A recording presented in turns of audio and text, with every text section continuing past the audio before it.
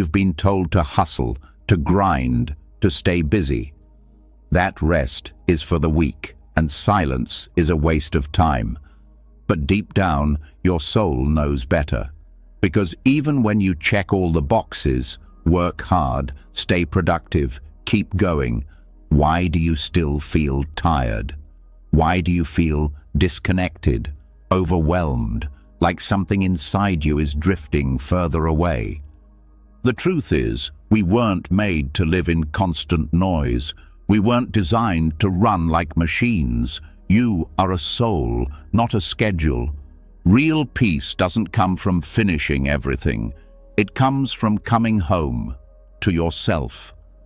And that's what this is. Not just another meditation, not just background music. This is 3+ hours of soul-level stillness, of spiritual mindfulness that guides you gently back to your center, back to that deep, steady place within you that the world can't shake. You'll learn how to breathe with intention, how to rest like it's sacred, how to listen to your heart, your spirit, and the quiet voice within you that's been drowned out by the noise. This is for the part of you that's exhausted but doesn't know why. The part of you that craves something real, something deeper than a to-do list, something that feels like truth. As you listen, something inside you will begin to shift. Your nervous system will slow down, your chest will feel lighter, your mind will stop racing. And when the sun rises tomorrow, you won't just feel rested, you'll feel reborn. This isn't just rest, this is restoration. Are you ready? Let's begin. What if peace has always been right here, hiding in the one place we rarely pay attention to, the space between your breaths?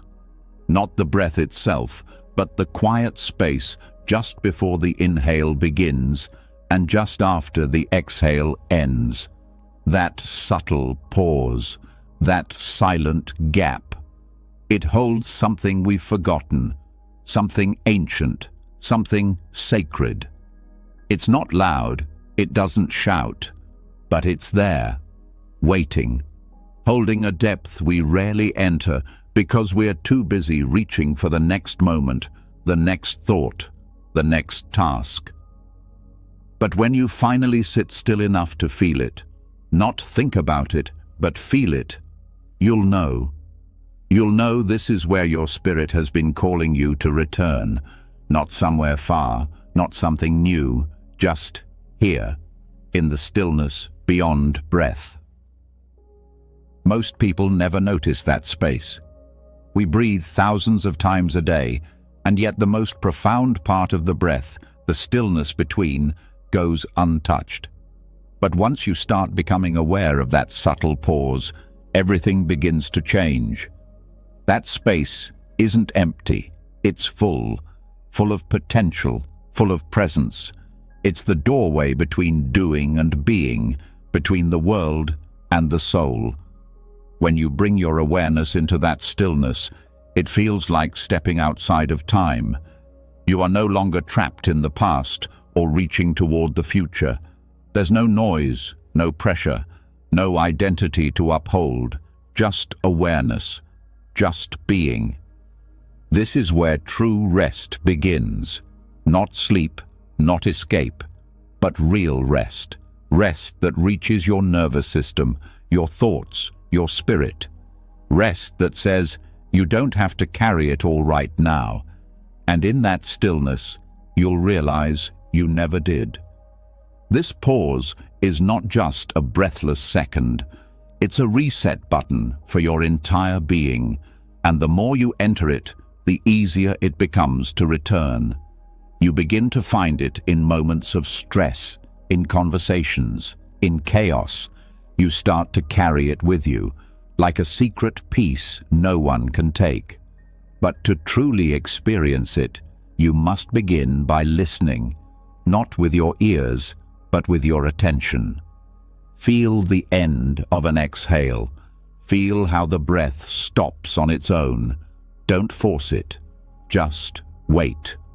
There's a stillness there, like the world is holding its breath with you. Stay with it. Let it wash over you. The longer you rest in that space, the more your mind softens. Thoughts begin to slow, not because you're trying to stop them, but because your awareness has shifted deeper than thought. You begin to witness the mind instead of being trapped inside it. That shift changes everything. It's in this space where clarity is born. Answers you've been searching for in books, in people, in distractions, they rise up in the quiet. Not as loud revelations, but as soft knowing. You begin to remember things your heart always knew, but your mind forgot. That you are not broken, that you are already enough. That peace isn't something to earn, it's something you allow. In the stillness between breaths, the body starts to let go of tension without being asked. The shoulders drop, the jaw loosens, the chest opens, because in stillness, the body no longer feels threatened. It doesn't need to guard, it doesn't need to fight. It begins to trust. That's when healing begins. Not just physical healing, but spiritual realignment. The kind of healing where the soul exhales and says, finally. You may even begin to notice subtle sensations, pulses, warmth, tingling. These are signs that your energy is beginning to recalibrate. Your nervous system is learning a new rhythm, one that doesn't run on adrenaline, but on awareness. And the more you return to this space, the more natural it feels. You no longer have to think your way into peace. You just breathe, and there it is. You no longer have to escape your life to find rest. You just close your eyes, feel that pause, and everything slows down. This isn't about perfect meditation or sitting still for hours. It's about small moments of sacred return. While washing dishes, while walking, while speaking, you become aware of that breath, and suddenly life becomes softer. The noise fades. You see more clearly. And something else happens too. You begin to feel safe. Not just physically safe, but spiritually grounded. The kind of safety that lets you soften your grip on control. The kind that says you don't need to figure everything out right now. That it's okay to not have the answers. That life is still unfolding exactly as it should. This stillness reminds you that peace isn't about perfect conditions. It's about your inner relationship with the present moment. That even when things feel chaotic outside, you can still find calm inside. Because stillness isn't passive, it's powerful. It anchors you. As this becomes a practice, your relationship with yourself starts to shift. You stop seeing your thoughts as who you are. You stop believing every emotion that rises. You learn to observe without judging, to feel without drowning. And you begin to trust your inner wisdom again. You'll notice how often the mind wants to pull you out of that space. It wants to rush, to solve, to narrate. But you don't have to follow it. You can return, gently, without force, over and over again. And here's the truth most people miss. The power is not in the breath. It's in the space that holds it. The breath is a wave. The stillness is the ocean. And when you rest in that ocean, you are not your thoughts. You are not your past. You are not your future. You are the presence beneath it all. With time, this stillness becomes your refuge. Not something you visit occasionally, but something you live from. Your reactions become slower. Your responses more intentional. You listen differently. You speak with more care. You walk with more presence. Life becomes less about getting somewhere and more about being here. This sacred pause doesn't solve your problems, but it changes how you hold them. It gives you perspective. It gives you space. And often, that's all you really need. When life feels heavy, the instinct is to run, to distract, to numb, to overthink. But in this practice, you do the opposite. You turn inward. You meet the discomfort with presence. And in doing so, you begin to transform your suffering, not by avoiding it, but by giving it space to breathe. And as you hold that space, something beautiful happens. Your inner resistance softens, your nervous system uncoils, and slowly the pain shifts. Not because it disappeared, but because you no longer fear it. You no longer cling to it. You've given it room to rise, to be seen, and to pass. This is the quiet power of spiritual mindfulness. The ability to sit with yourself completely, without fixing, without escaping, just being with whatever is there, with kindness, with openness. And you'll find that the stillness between breaths teaches more than any book. It teaches surrender without defeat, presence without pressure, and peace without condition. This kind of awareness can't be forced. It must be allowed. That's why we begin with the breath, because the breath is always honest.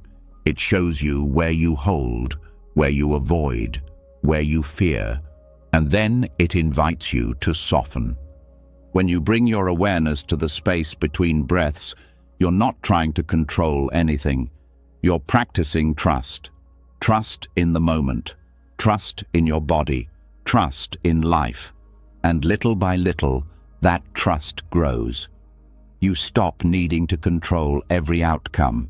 You stop fearing uncertainty because you've touched something deeper than fear, something steady, unshaken. And from that steadiness, you begin to live differently. Not slower, but more consciously. Not quieter, but more aligned. And that's when life starts to feel less like a race and more like a sacred rhythm. Even in difficult moments, you'll feel it, that thread of stillness running through your awareness. And it will remind you, you are not lost, you are not alone, you are not broken, you are simply being asked to return to the moment, to your breath, to that sacred space between, where peace waits patiently, where rest begins again, where your spirit remembers who it is, and you don't have to earn it. You just have to notice it and allow yourself to stay.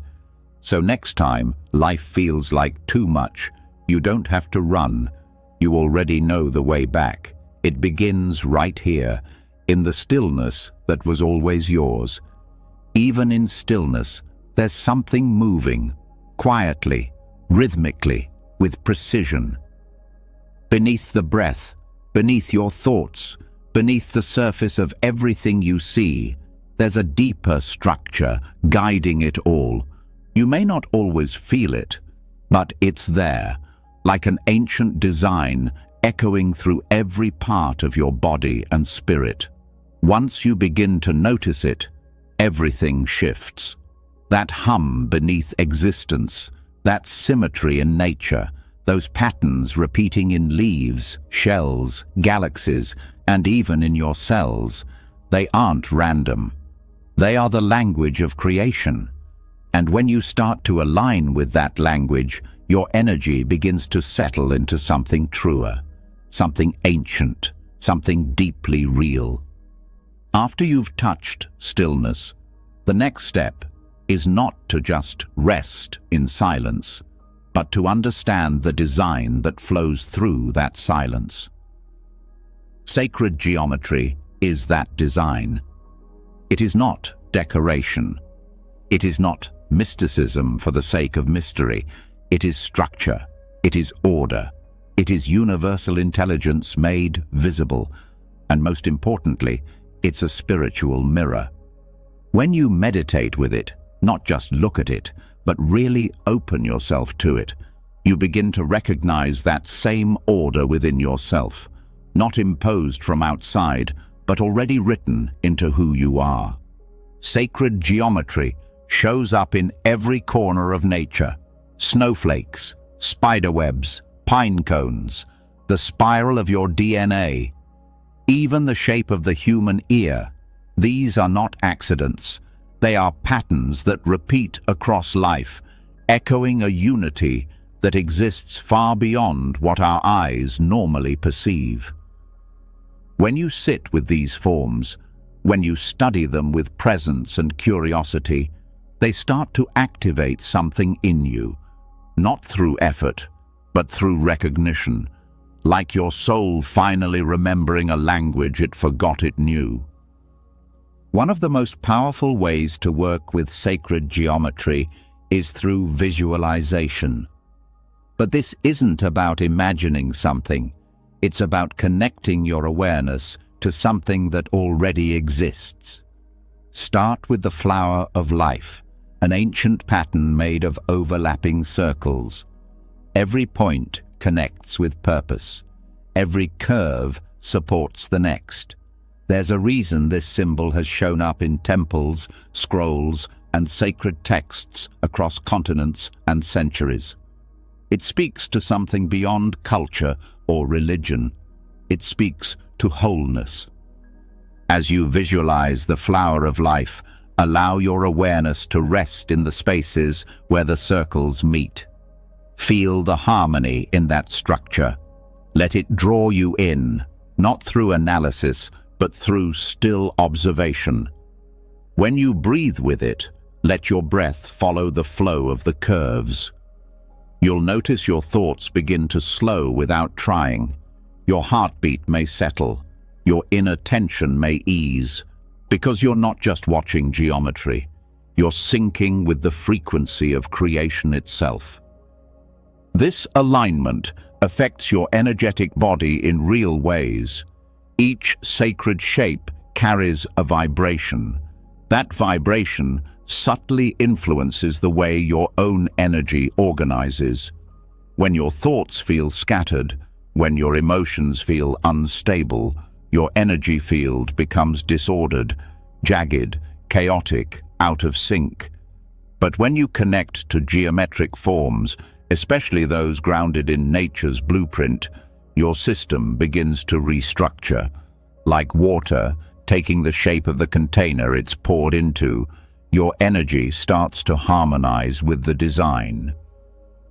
And the effects aren't just temporary. When practiced regularly, meditation with sacred geometry begins to recalibrate your awareness. You start to see life differently. Patterns you missed before become obvious. You may notice synchronicities more clearly. You might feel more grounded during emotional storms. Not because life has changed, but because you've found a structure within yourself that holds you steady. Another form that holds deep power is the spiral, seen in everything from galaxies to fingerprints. The spiral represents growth, evolution, and the journey inward and outward. Meditating with the spiral is not about tracing its lines with your eyes, but feeling its motion in your being. Start at the outer edge with your awareness and gently follow inward. Let it guide you to the center. As you do, you're not just following a shape, you're being guided into the center of your own consciousness, that place where ego begins to dissolve and presence becomes whole. What's powerful about these symbols is that they don't require belief. They don't rely on doctrine. They simply are. And they meet you exactly where you are. You can work with them regardless of your background or experience. All they ask is your attention, your willingness to sit and listen with more than your ears. The Sri Yantra, for example, is a sacred geometric diagram from the yogic tradition. It is composed of interlocking triangles that represent the union of the divine masculine and feminine. But even without knowing its symbolic meaning, if you meditate with it, something happens. Your mind quiets. Your awareness sharpens. The balance between effort and surrender becomes more clear. That's because the energy of the form does its work, whether or not the mind understands how. And that's the deeper lesson here. Sacred geometry teaches you to feel beyond logic, to recognize that alignment is not always something you figure out. Sometimes it's something you tune into. These forms don't need to be solved. They need to be experienced. And that experience is different every time, because you are different every time you meet them. Working with sacred geometry can also deepen your relationship with your physical body. The body, after all, is geometry. Your bones, your joints, your heartbeat, your breath, they all move in patterned rhythm. When you meditate on a geometric form while breathing slowly, you're not just relaxing. You're syncing your body's systems with a greater pattern. Your brain waves shift. Your heart coherence improves. Your energetic field expands. And the result is a felt sense of unity. Unity with yourself. Unity with life. This is not spiritual theory. This is felt reality. And the more you practice, the more accessible it becomes.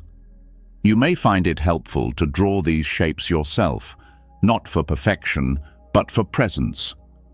Tracing the forms with your own hand builds a deeper connection. Your focus becomes a ritual, a prayer in motion. You may also notice that certain forms feel more resonant during different emotional states. The flower of life might bring peace during confusion. The spiral may open space during emotional tension. The Merkaba, a star tetrahedron, can bring grounding when you feel unsteady. These aren't rules, they are invitations to explore, to trust your own experience. Because that's what sacred geometry ultimately offers, an experience of self beyond surface, beyond labels, beyond emotion. It gives you a felt sense of what it means to belong to something greater without losing yourself. It doesn't ask you to believe anything, it simply offers alignment. As you continue this work, you may find your intuition sharpening. You may sense the geometry of spaces more clearly, the angles of a room, the balance in a painting, the disharmony in crowded cities. Your senses become more refined. You begin to notice energy not just in people, but in spaces, in choices, in thoughts. And this awareness gives you more power, not the power to control, but the power to align, to choose the shapes you surround yourself with, the rhythms you live by. Over time, this changes how you move through life. You begin to design your life with more consciousness, the way you arrange your space, the way you organize your time, the way you hold your posture. It all becomes part of the practice. Sacred geometry isn't something you only meditate with. It's something you begin to live with. The architecture of your soul responds to structure, but not rigid control. It responds to resonance. When you fill your environment with these forms, drawings, objects, mandalas, you invite your mind to soften, your spirit to open, and your energy to return to its natural rhythm. You don't need to understand the math. You don't need to analyze the meanings. You only need to give yourself to the form and let it do its quiet work within you. These patterns are reminders. They say, you are not separate. You are not chaos. You are part of something vast and beautiful. That message alone is healing, because so much of our suffering comes from the illusion of separation. Sacred geometry reconnects us, not just to the world, but to the wisdom already encoded in our own being. Even your emotions follow patterns. Your healing unfolds in waves. Your growth spirals upward. Your insights return in cycles. Nothing in you is random. Nothing is broken. When you sit with sacred geometry, you are not fixing yourself. You are remembering yourself. You are letting your spirit be held by something older than language. And that remembrance doesn't have to be loud. Sometimes it's a soft settling, a quiet knowing, a breath that feels just a little easier, a moment of peace that arrives without warning. That's when you know you've entered alignment, not by force, but by resonance. Let your mindfulness expand beyond thoughts. Let it move through your eyes, your breath, your hands. Let it meet the forms that have carried truth for thousands of years. You don't need to reach for peace. You just need to recognize the pattern it's always been moving in. Then follow it, let it lead, and everything starts to feel whole again. When the mind quiets and the body aligns, there is still something deeper waiting to be touched. The frequency beneath thought, the vibration beneath form. Sacred geometry shows you the structure of the universe, but sound lets you feel its pulse. There's a reason your body responds to music without permission, a reason certain tones bring peace while others stir emotion. This isn't random, it's resonance. Your soul doesn't speak in words, it speaks in vibration. And when those vibrations fall out of harmony, everything can feel off, even if you can't explain why. Sound, when used with presence and care, is not entertainment. It's medicine. A tuning mechanism for your nervous system, your thoughts, your subtle body. And when used with intention, it becomes a powerful spiritual tool for returning home to your deepest self.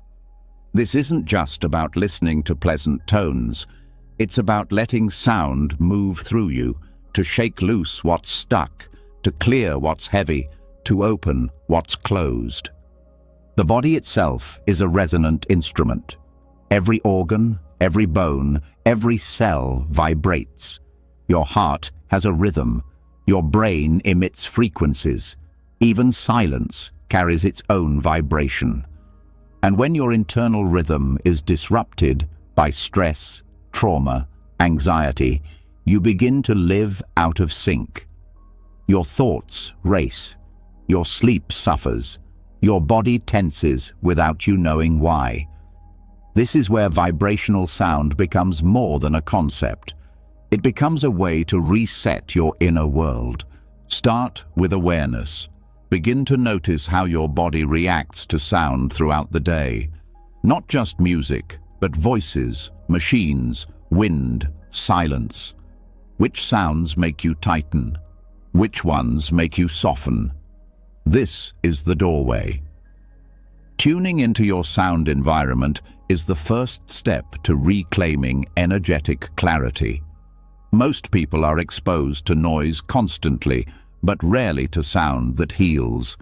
The difference is in intention. Healing sound is created or chosen for the purpose of bringing harmony, not distraction. It's subtle, but your body knows the difference. Tuning forks are one of the most direct ways to apply vibrational sound. When struck, they emit pure tones at specific frequencies. These frequencies interact with your energy field, creating a resonance that the body responds to naturally. You don't have to do anything but listen and receive. When a tuning fork is placed near an area of the body or energy center, its vibration can help bring balance, like striking a note to remind your system how to sing in tune again. Different frequencies serve different purposes. Some are calming, others are activating. The key is to explore slowly and notice how each tone affects you. Start with a simple fork like 528 Hz, often called the frequency of love. Sit quietly, strike it gently, hold it near your chest, your head, your spine. Don't analyze, just observe. Over time, these sessions train your system to return to harmony faster. Your body starts to remember the feeling of balance and becomes more resilient under stress. Mantras are another powerful tool of vibrational alignment, but their power goes far beyond words or meaning. It's not just what you say, it's how it vibrates in your body.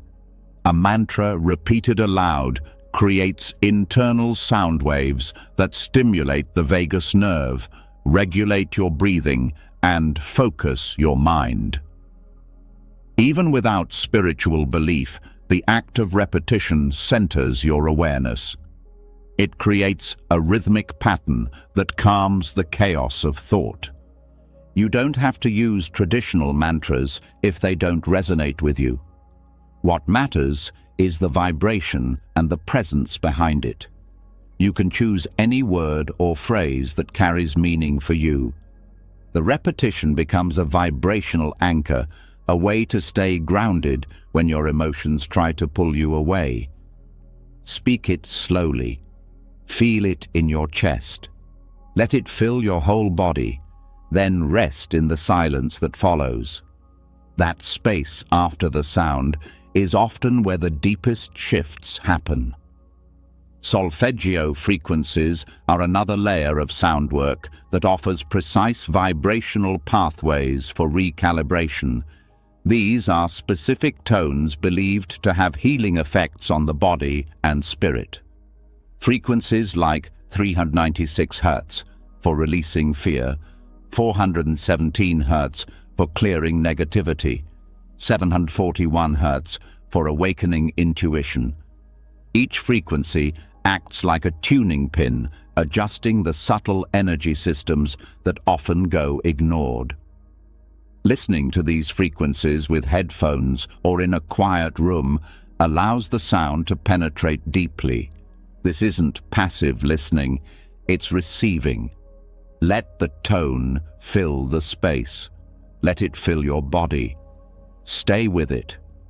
Over time, you begin to notice what each tone unlocks. Some might bring emotional release. Others may create a sense of clarity or stillness. Trust your experience. This is not a science to memorize, it's a feeling to develop. Each body responds differently. What resonates for one may feel off for another. That's not wrong, it's wisdom.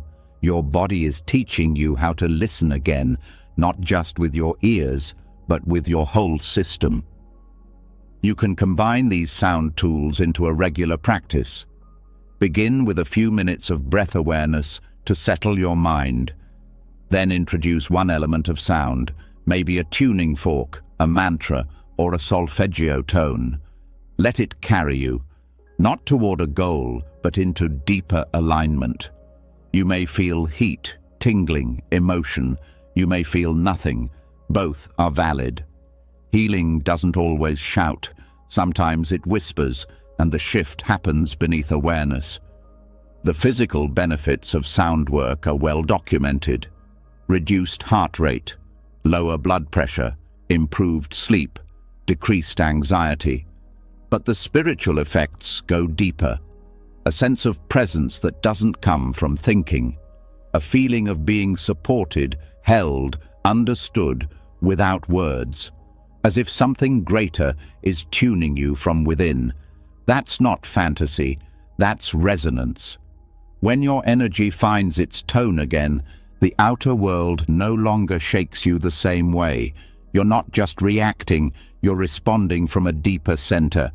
And this work doesn't need to be long. A few minutes a day can start to shift your baseline state. The key is consistency and attention. Like tuning an instrument, it's not about dramatic change overnight. It's about small, consistent alignments that create stability. Over time, your system holds its tone more easily. You start to live from that place, not just visit it. Sound can also be used as a form of spiritual clearing. When energy feels stagnant, dense, or heavy, vibration can break up the blockages. Use a bell, a singing bowl, or a deep vocal tone. Let the sound move through your space. Let it cleanse the corners of your energy field. This can be especially helpful after emotional conversations, stressful days, or deep healing work. You're not just clearing emotion, you're resetting your vibrational field. As your sensitivity increases, you'll become more aware of how others' energy affects yours. You'll hear the dissonance in certain environments or voices.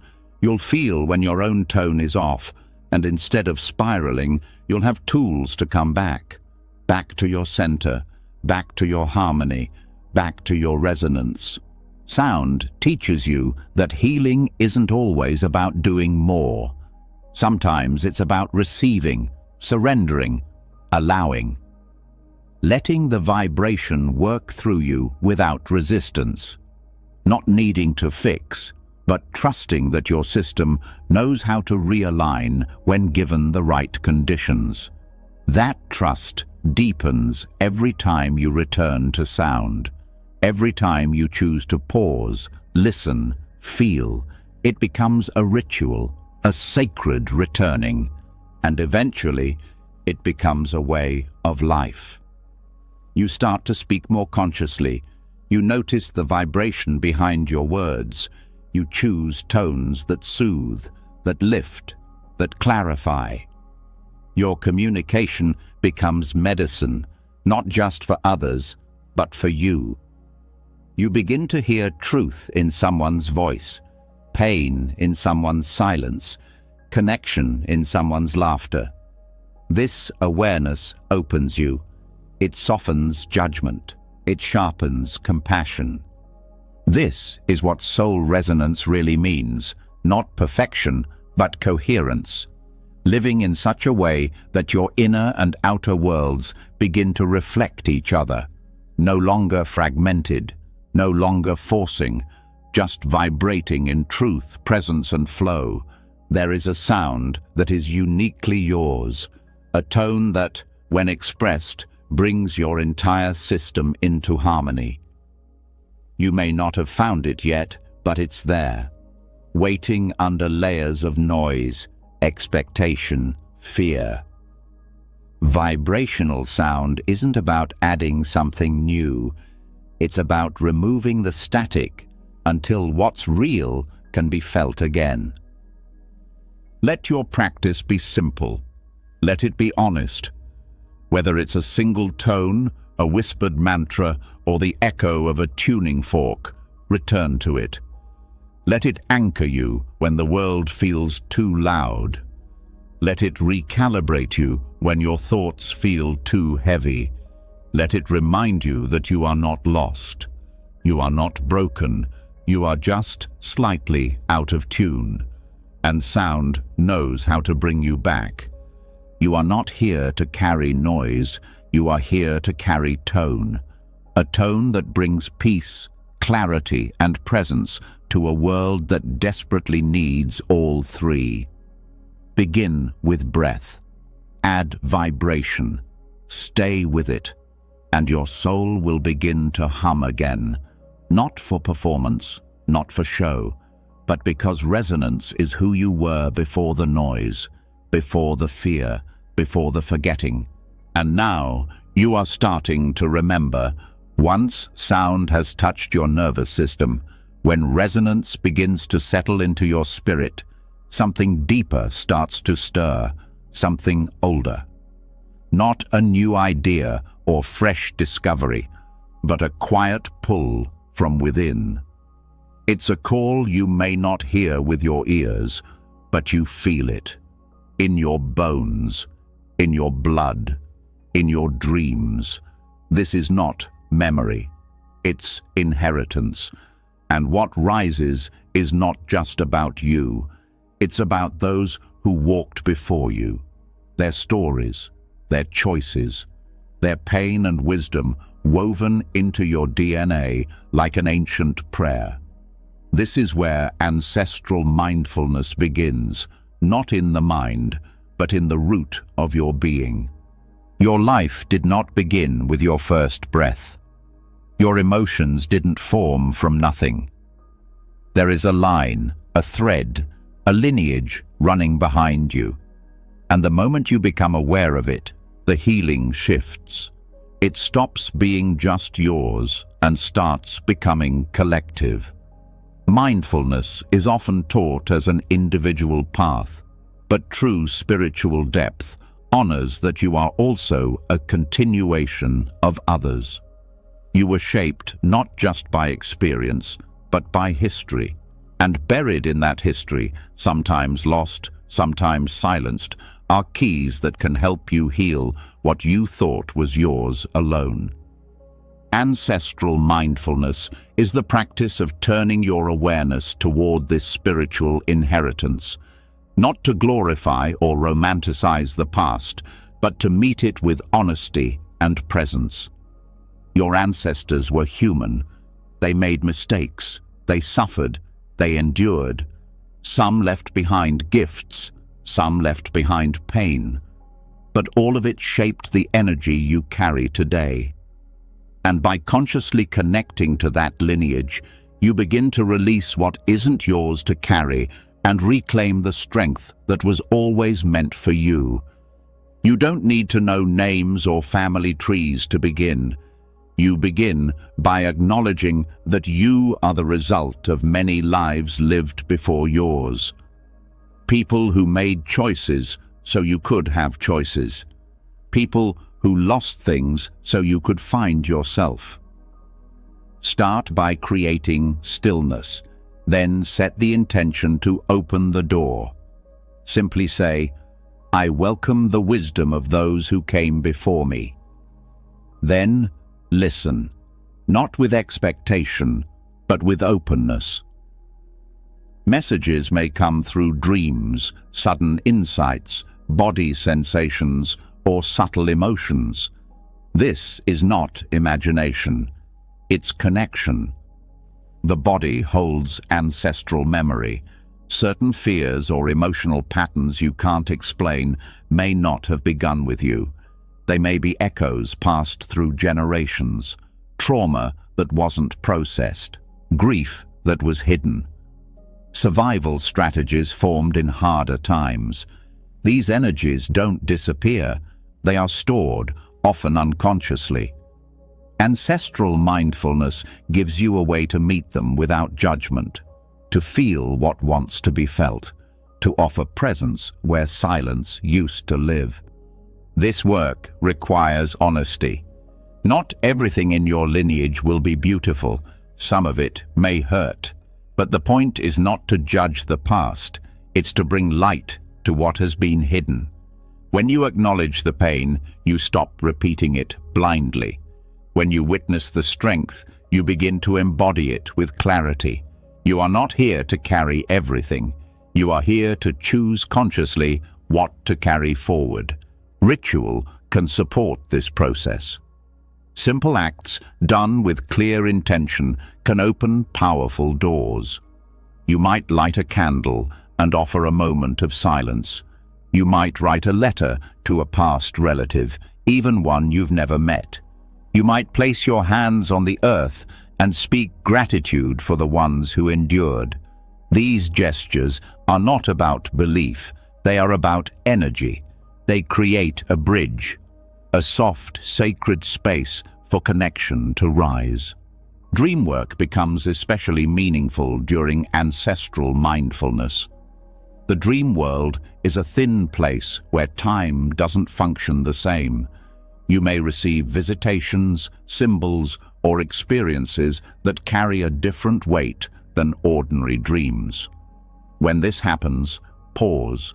Write them down. Sit with them. Feel what they awaken. Whether they are literal or symbolic doesn't matter. What matters is how they move you, how they open something deeper in your awareness.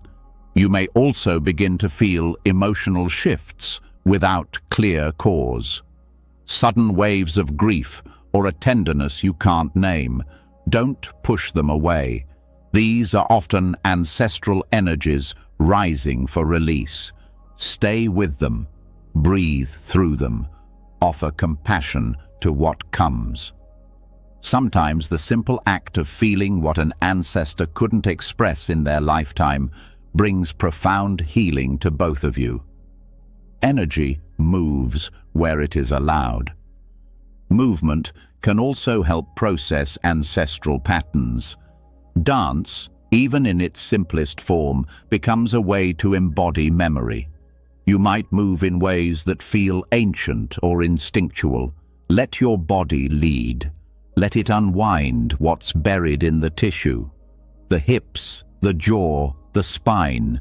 These are places where generational tension often hides. Movement allows it to leave gently through presence, not force. Ancestral mindfulness is not about staying stuck in the past. It's about healing what lingers unspoken so the future can be built with more clarity. It's about honoring that your story didn't start with you, but it can be transformed by you. You are the bridge between what was and what's to come. You have the power to rewrite patterns not only for yourself, but for those who come after. This is a sacred responsibility, not one of burden, but of reverence. When you shift a pattern within yourself, it echoes forward. Children, whether born to you or not, benefit from the clarity you embody. The energy of healing doesn't stop at the individual, it ripples outward, creating space for more wholeness in the collective field. You may find yourself drawn to cultural practices you never learned, or spiritual traditions your family never spoke about. Follow those threads. Sometimes what your ancestors lived was forgotten or denied, but energy remembers.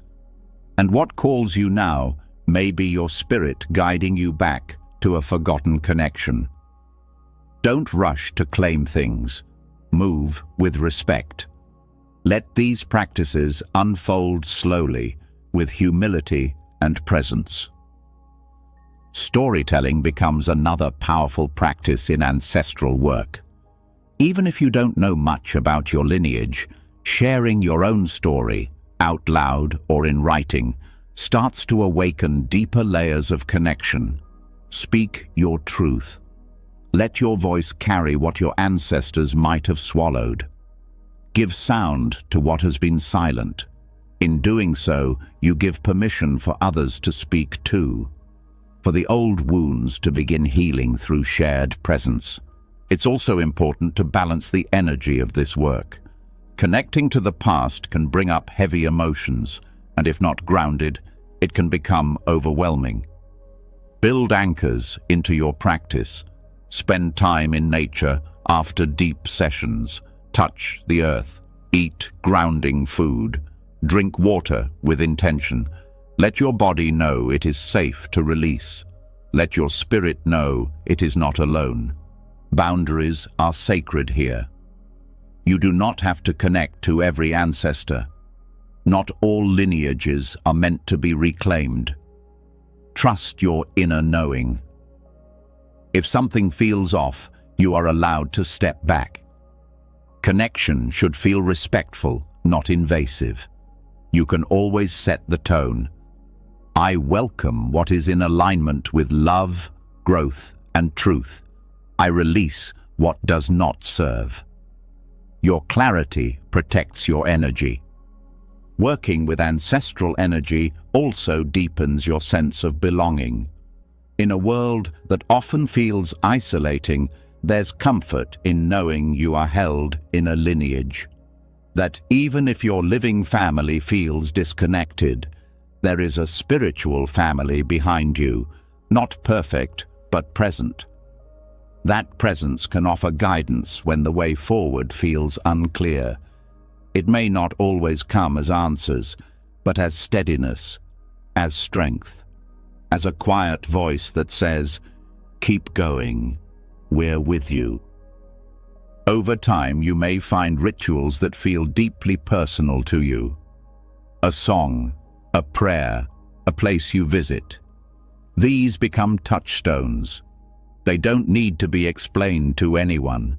They are yours, carried in your own sacred rhythm. Let them evolve as you evolve. The connection is alive, and it will meet you where you are. Forgiveness may rise as part of this path.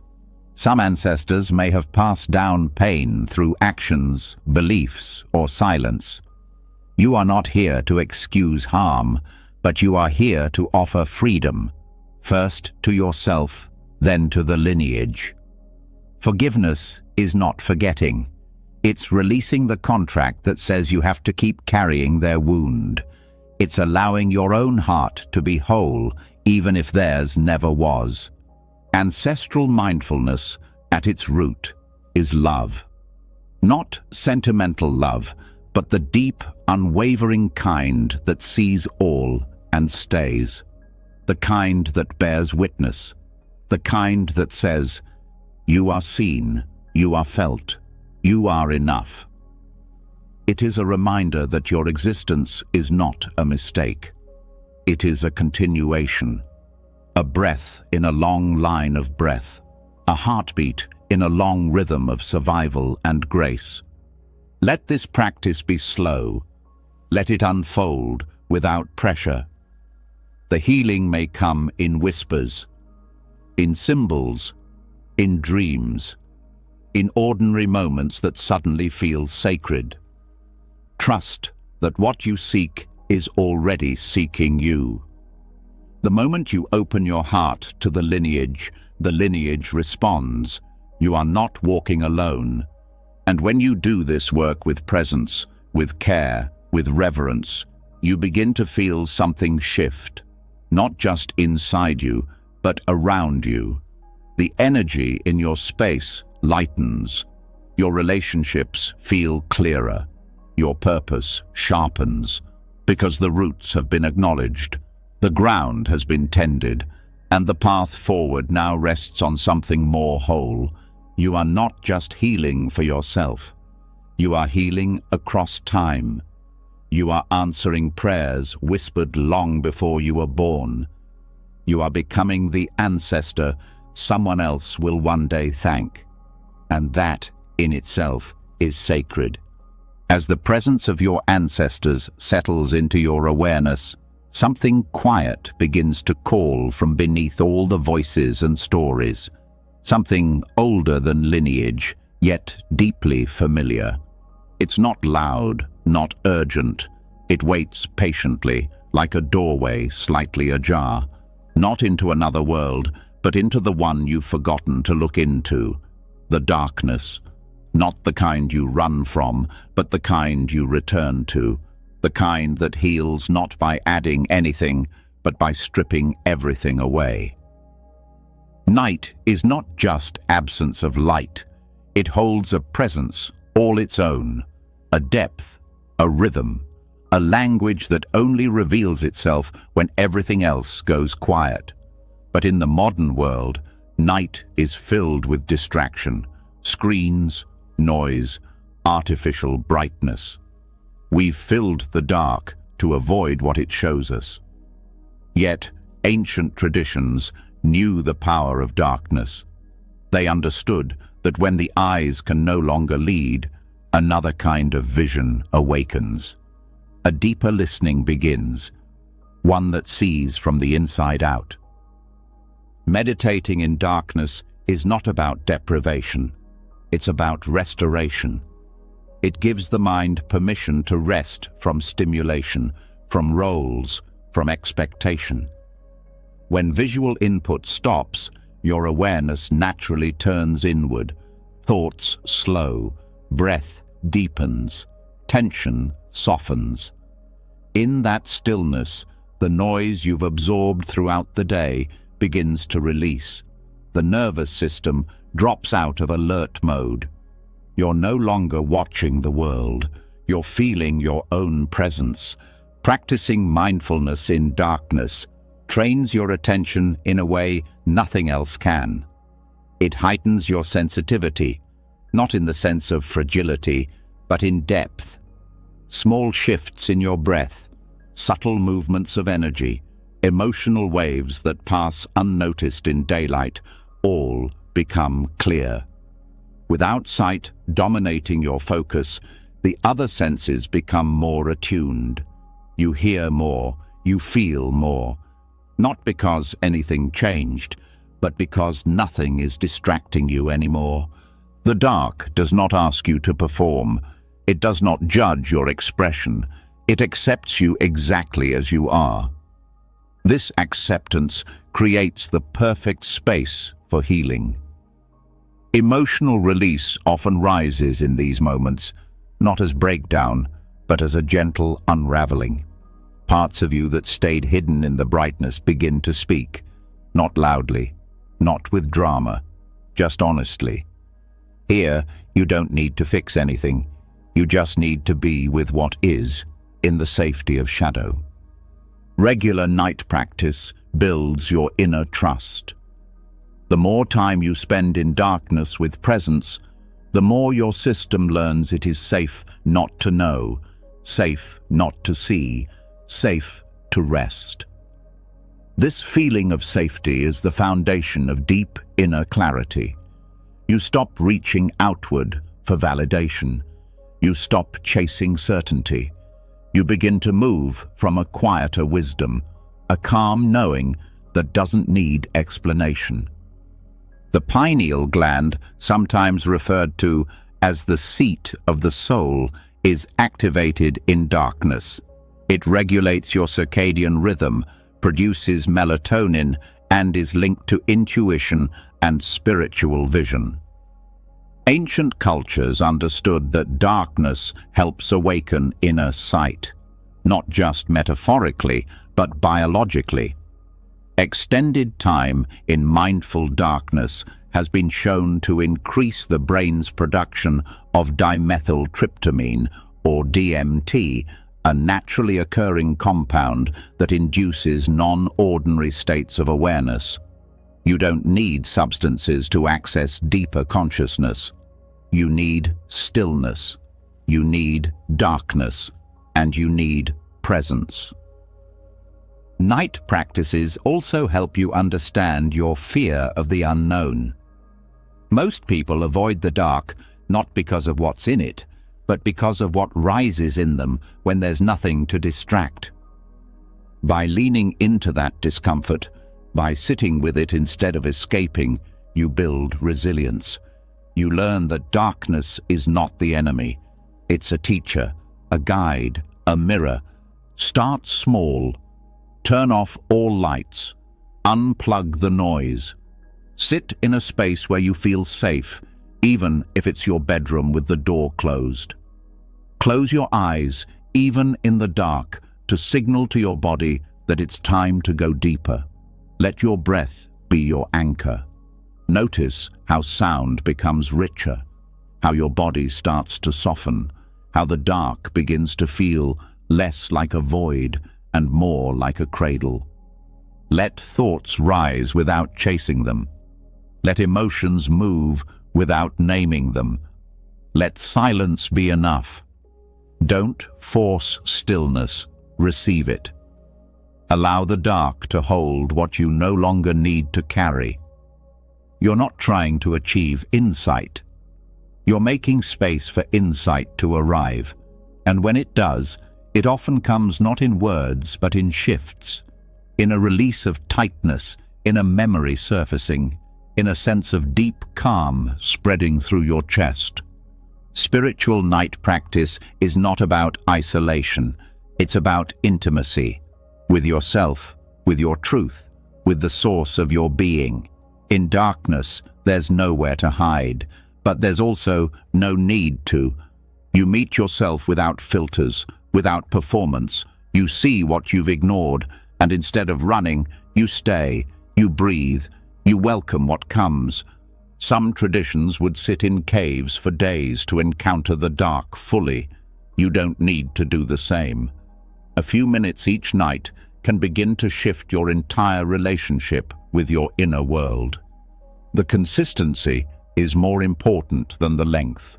Each time you return, the dark becomes softer, friendlier, sacred. You may begin to notice that after practicing in darkness, your intuition sharpens. Your dreams become clearer. Your daytime awareness holds more calm. That's because night work recalibrates your baseline. It clears the mental clutter. It returns you to a slower, wiser rhythm, one that is always there, just buried beneath the surface activity of modern life. Darkness also restores feminine energy, yin energy.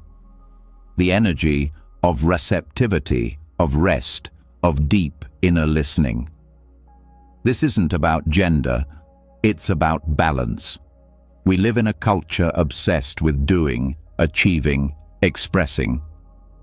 Darkness teaches you the power of being, waiting, absorbing. It reminds you that rest is not weakness, it's sacred fuel. The soul does not grow under pressure. It grows in stillness, in presence, in time. Let darkness become your ally. Let it teach you how to stop resisting what you don't understand. Let it show you the parts of yourself that shine, not despite the shadows, but because of them. There is a kind of strength that only comes when you are no longer afraid of your own depth. If emotions arise during these practices, honor them. If memories surface, thank them. You are not digging, you are making room. Trust that what shows up is ready to be seen, and trust that you have the inner stability to meet it. You might create a small ritual before your night meditations. Light a candle and blow it out before you begin, symbolizing your step into deeper vision. You might place your hands on your heart and speak a simple phrase like, "I am ready to receive." These small gestures anchor your mind and open your energy to the depth of what you're stepping into. You can also pair mindful darkness with sound from the previous practice. A low tone, a slow chant, even the sound of your own breath. The contrast of sound against silence sharpens presence. It helps you track what's rising inside. But remember, the real practice begins when the sound stops, when all that's left is you and the dark. That's where clarity grows. Over time, you may begin to crave this space, not because it's comfortable, but because it's honest. It doesn't entertain. It doesn't distract. It brings you home to the center of your being, and it reminds you that you don't need light to see clearly. You need presence. Darkness will show you your blind spots, not to shame you, but to free you. It will bring forward what's unresolved, not to overwhelm, but to complete. And it will hold you in your most tender moments, not with noise, but with silence. That silence is not empty. It's full of healing, full of wisdom, full of everything you've been too busy to hear. Trust the dark. Not blindly, not with naivety, but with the knowing that something in it understands you, that something in it recognizes your spirit, and that in giving yourself to it, night after night, you are not losing the light. You are remembering the source of it. The deeper your relationship with darkness, the more whole your light becomes. Not the kind of light that burns out from trying too hard, but the kind that glows quietly, steadily, from within. The kind of light that doesn't need attention. It just is. rooted, true, untouchable. Let the dark teach you to see without eyes, to hear without sound, to know without proof. Let it be your temple, your retreat, your teacher, and you'll find that what you feared most about the unknown was never the dark itself. It was your own power waiting there, asking you to come closer, not to conquer it, but to remember it was always yours. After spending time in mindful darkness, a new sensitivity begins to take shape, one that isn't rooted in sight or sound, but in presence itself. When everything external has quieted, what remains is an inner voice, steady and low. And now you're being invited to listen more deeply, not through hearing, but through silence. Not the silence around you, but the silence within. And the only way to truly hear it, to touch that depth with clarity, is to stop speaking altogether. The silence ritual is a sacred practice. It's not about restraint for the sake of self-discipline. It's not a test of endurance. It's about creating the space for truth to rise. Because words, even the helpful ones, can become noise. They fill the air with effort, explanation, identity. But silence removes all masks. It strips away every layer of performance. What's left is direct contact with your essence. No roles, no responses, just you, fully present, fully listening. A 24-hour vow of silence can feel intimidating at first, but once entered with intention, it becomes one of the most powerful doorways into the divine. This is not a silence of withdrawal or suppression. It's not about avoiding life. It's a silence of deep engagement.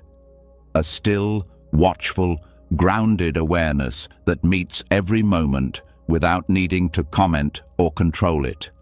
The practice begins with preparation. Let those around you know you'll be observing a period of silence, not to create distance, but to honor something sacred within yourself. Set boundaries clearly, lovingly. Prepare your environment so you can move through the day with ease. Remove distractions, lower stimulation, and allow the space to carry your energy inward. Write a note or wear a token to signal your intention if needed. Silence begins not with the absence of speech, but with the quieting of intent to speak. The mind might still run, full of dialogue and response.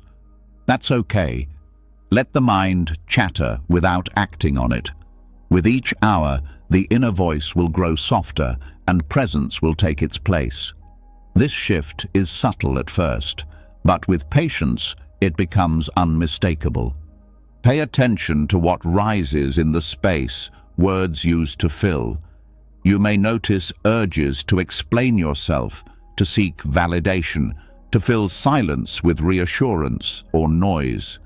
Each one is an opportunity. Each one reveals where your attention has been tied to approval, understanding, or identity. Without words, you begin to witness your attachments, and in that witnessing, they begin to loosen. You'll notice how much energy is spent trying to be understood. When you step back from that, a surprising stillness arises. It doesn't need to be seen or proven, it simply is. You begin to feel the difference between who you are and the personality you've crafted through language.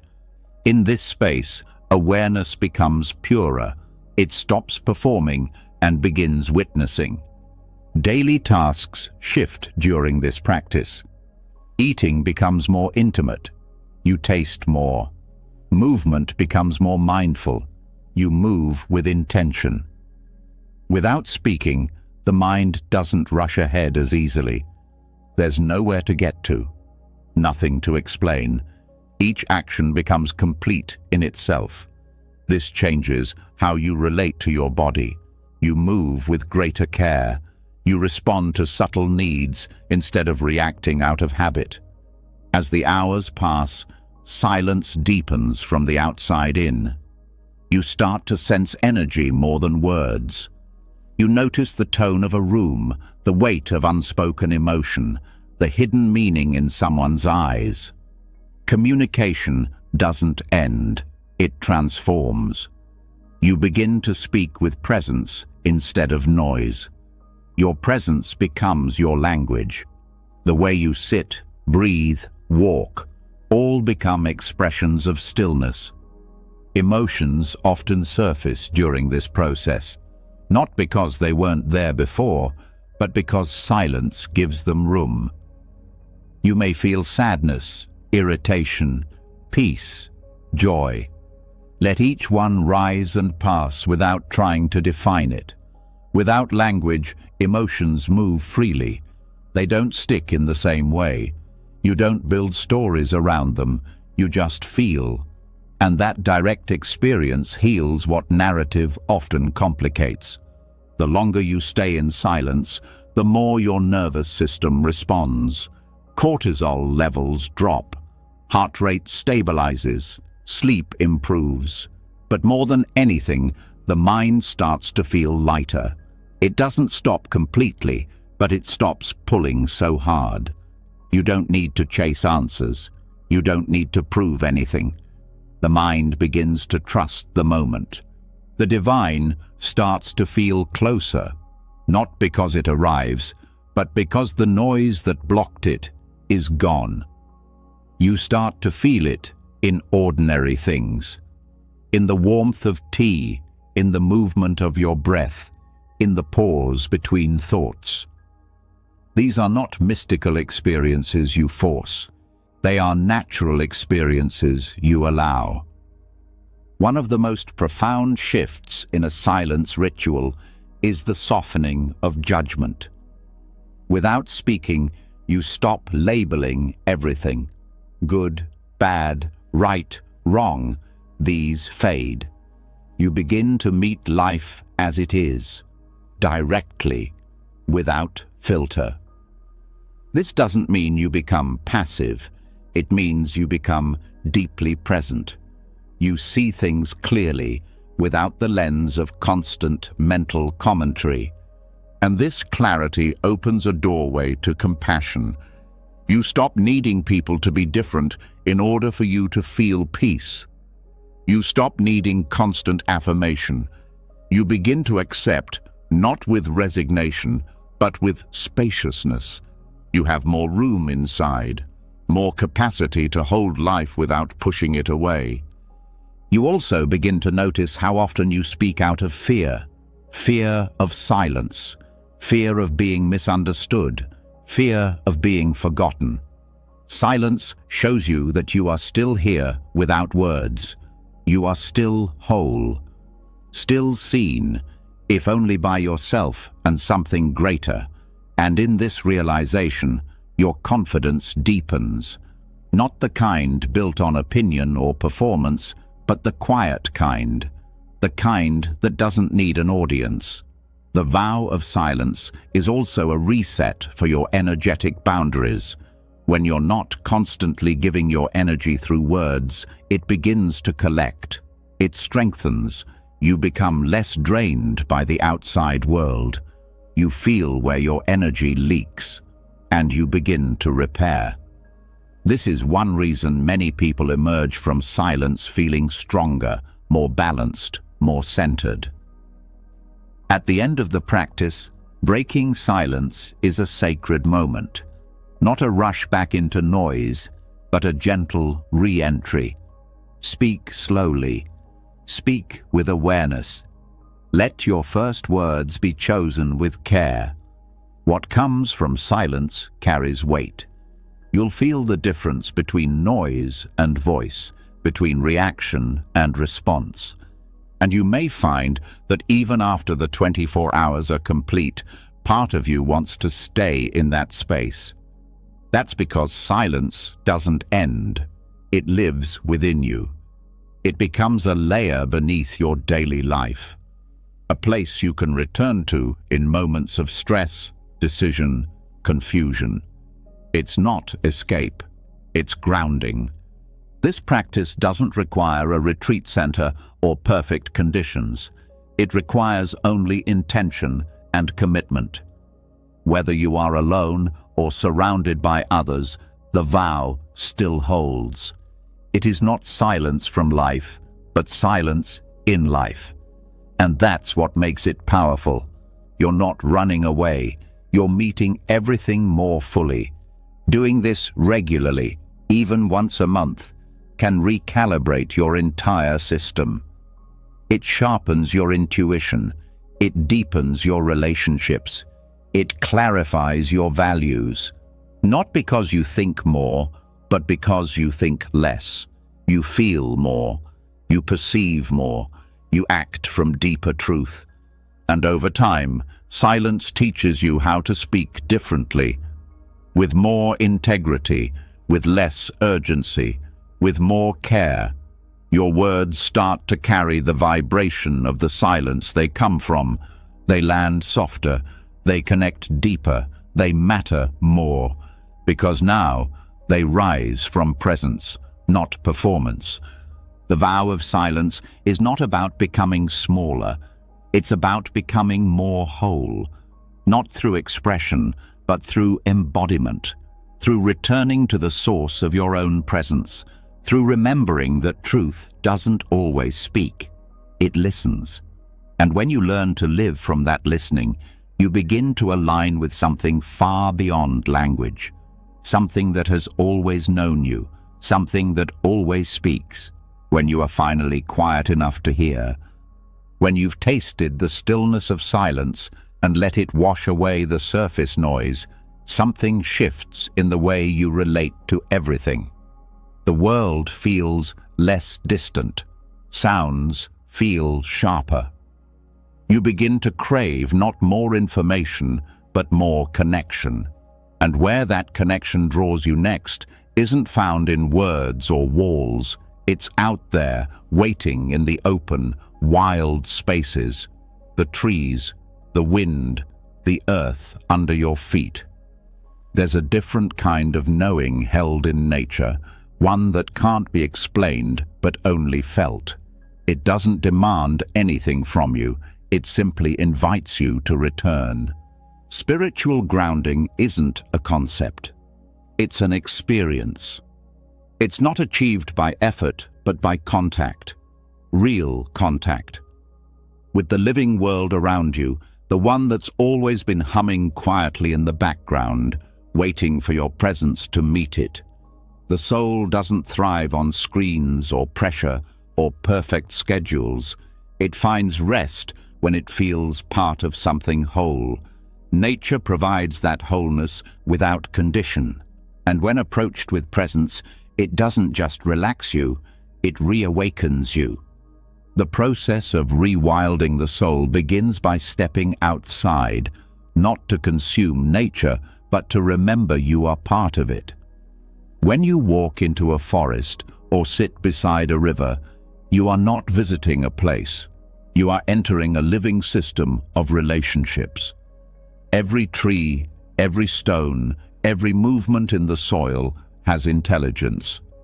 Not in the way humans define it, but in the way life expresses itself with purpose and precision. When you come into that space mindfully, something dormant inside starts to realign. Let your first experience be simple. No need for deep meditation. Just walk slowly. Feel your feet meet the ground. Sense how your body moves when there's no pavement under it. Let your awareness rest on what you hear, smell, and feel. This is not observation for analysis. It's presence without commentary. As you move through the land, drop beneath the surface of thought. Let your body respond. You'll notice your breath deepens, your shoulders relax, your pace slows without trying. That's not an accident. That's coherence. Every element in nature holds an energetic frequency that supports recalibration. Trees, for example, emit compounds that affect your immune system and nervous system. These aren't theories. They are biological truths your body already understands. When you lean against a tree or place your hand on its bark, there's a quiet exchange happening. The tree is not passive. It's aware, grounded, rooted, ancient in its rhythm. You can sync with that rhythm, not by force, but by stillness. Water is another powerful teacher. Whether it's a stream, a lake, or the sound of rainfall, water resets your energetic flow. It washes through stuck emotions, softens rigidity, and reflects truth without judgment. Sitting beside moving water allows your inner movement to begin again. Even if you're not aware of what needs to shift, the presence of water knows. It guides the release without you needing to name what's leaving. Just sit, breathe, and let it happen.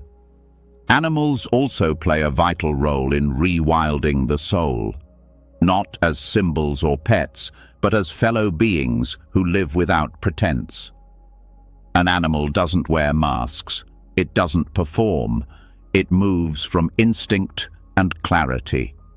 When you share space with an animal, especially in silence, your nervous system picks up on that frequency. You begin to match it. Less thinking, more sensing, less proving, more being.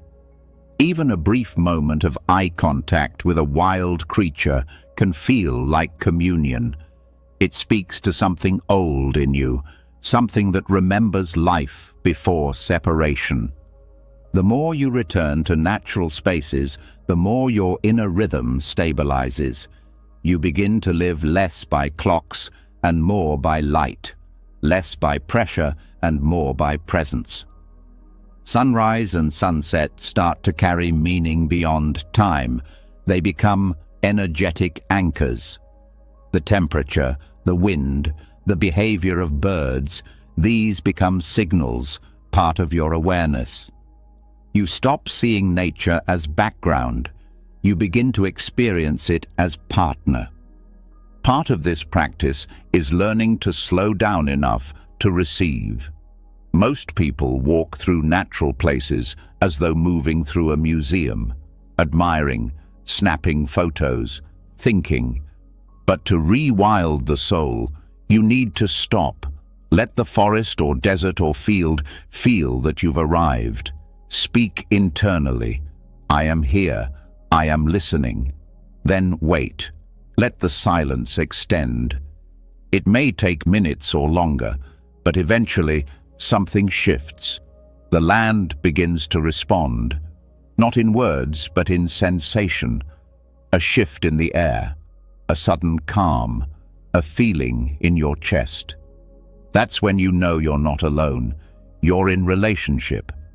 Earthing or grounding with bare feet is one of the most direct ways to restore energetic balance. The earth carries a subtle electrical charge, and direct contact helps discharge stress from your system. You're not just connecting to dirt, you're allowing the body to return to its original energetic state. Just a few minutes of barefoot contact can reduce inflammation, stabilize mood, and regulate circadian rhythms.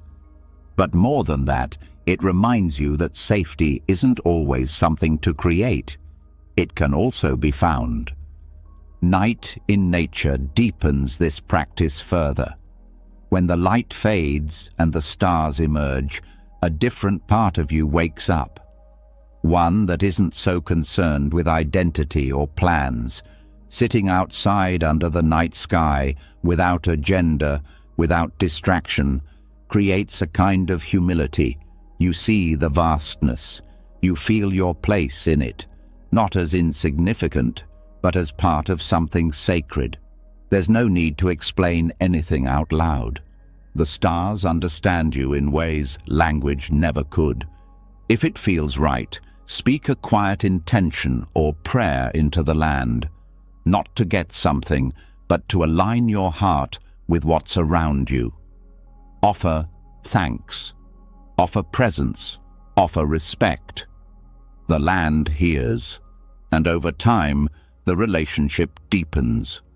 You may be drawn to the same place again and again. That place becomes a teacher, a mirror, a sanctuary. Your physical body begins to change as this connection grows. Movement becomes more fluid. Tension that once lived in your shoulders or stomach starts to melt. Digestion improves. Breathing becomes more open.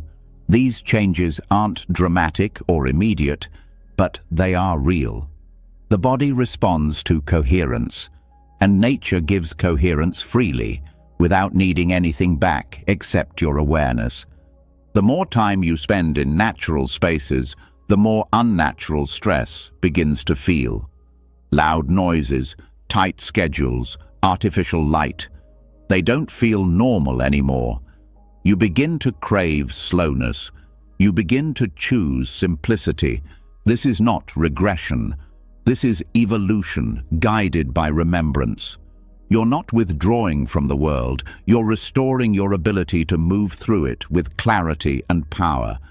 Technology doesn't need to be rejected completely, but it needs to be balanced. Rewilding doesn't mean becoming primitive. It means remembering that your system needs earth, air, water, and stillness just as much as it needs stimulation. You begin to design your life around cycles, not constant acceleration. You pause when your body asks. You eat when you're truly hungry. You speak when your words come from a place of presence, not habit.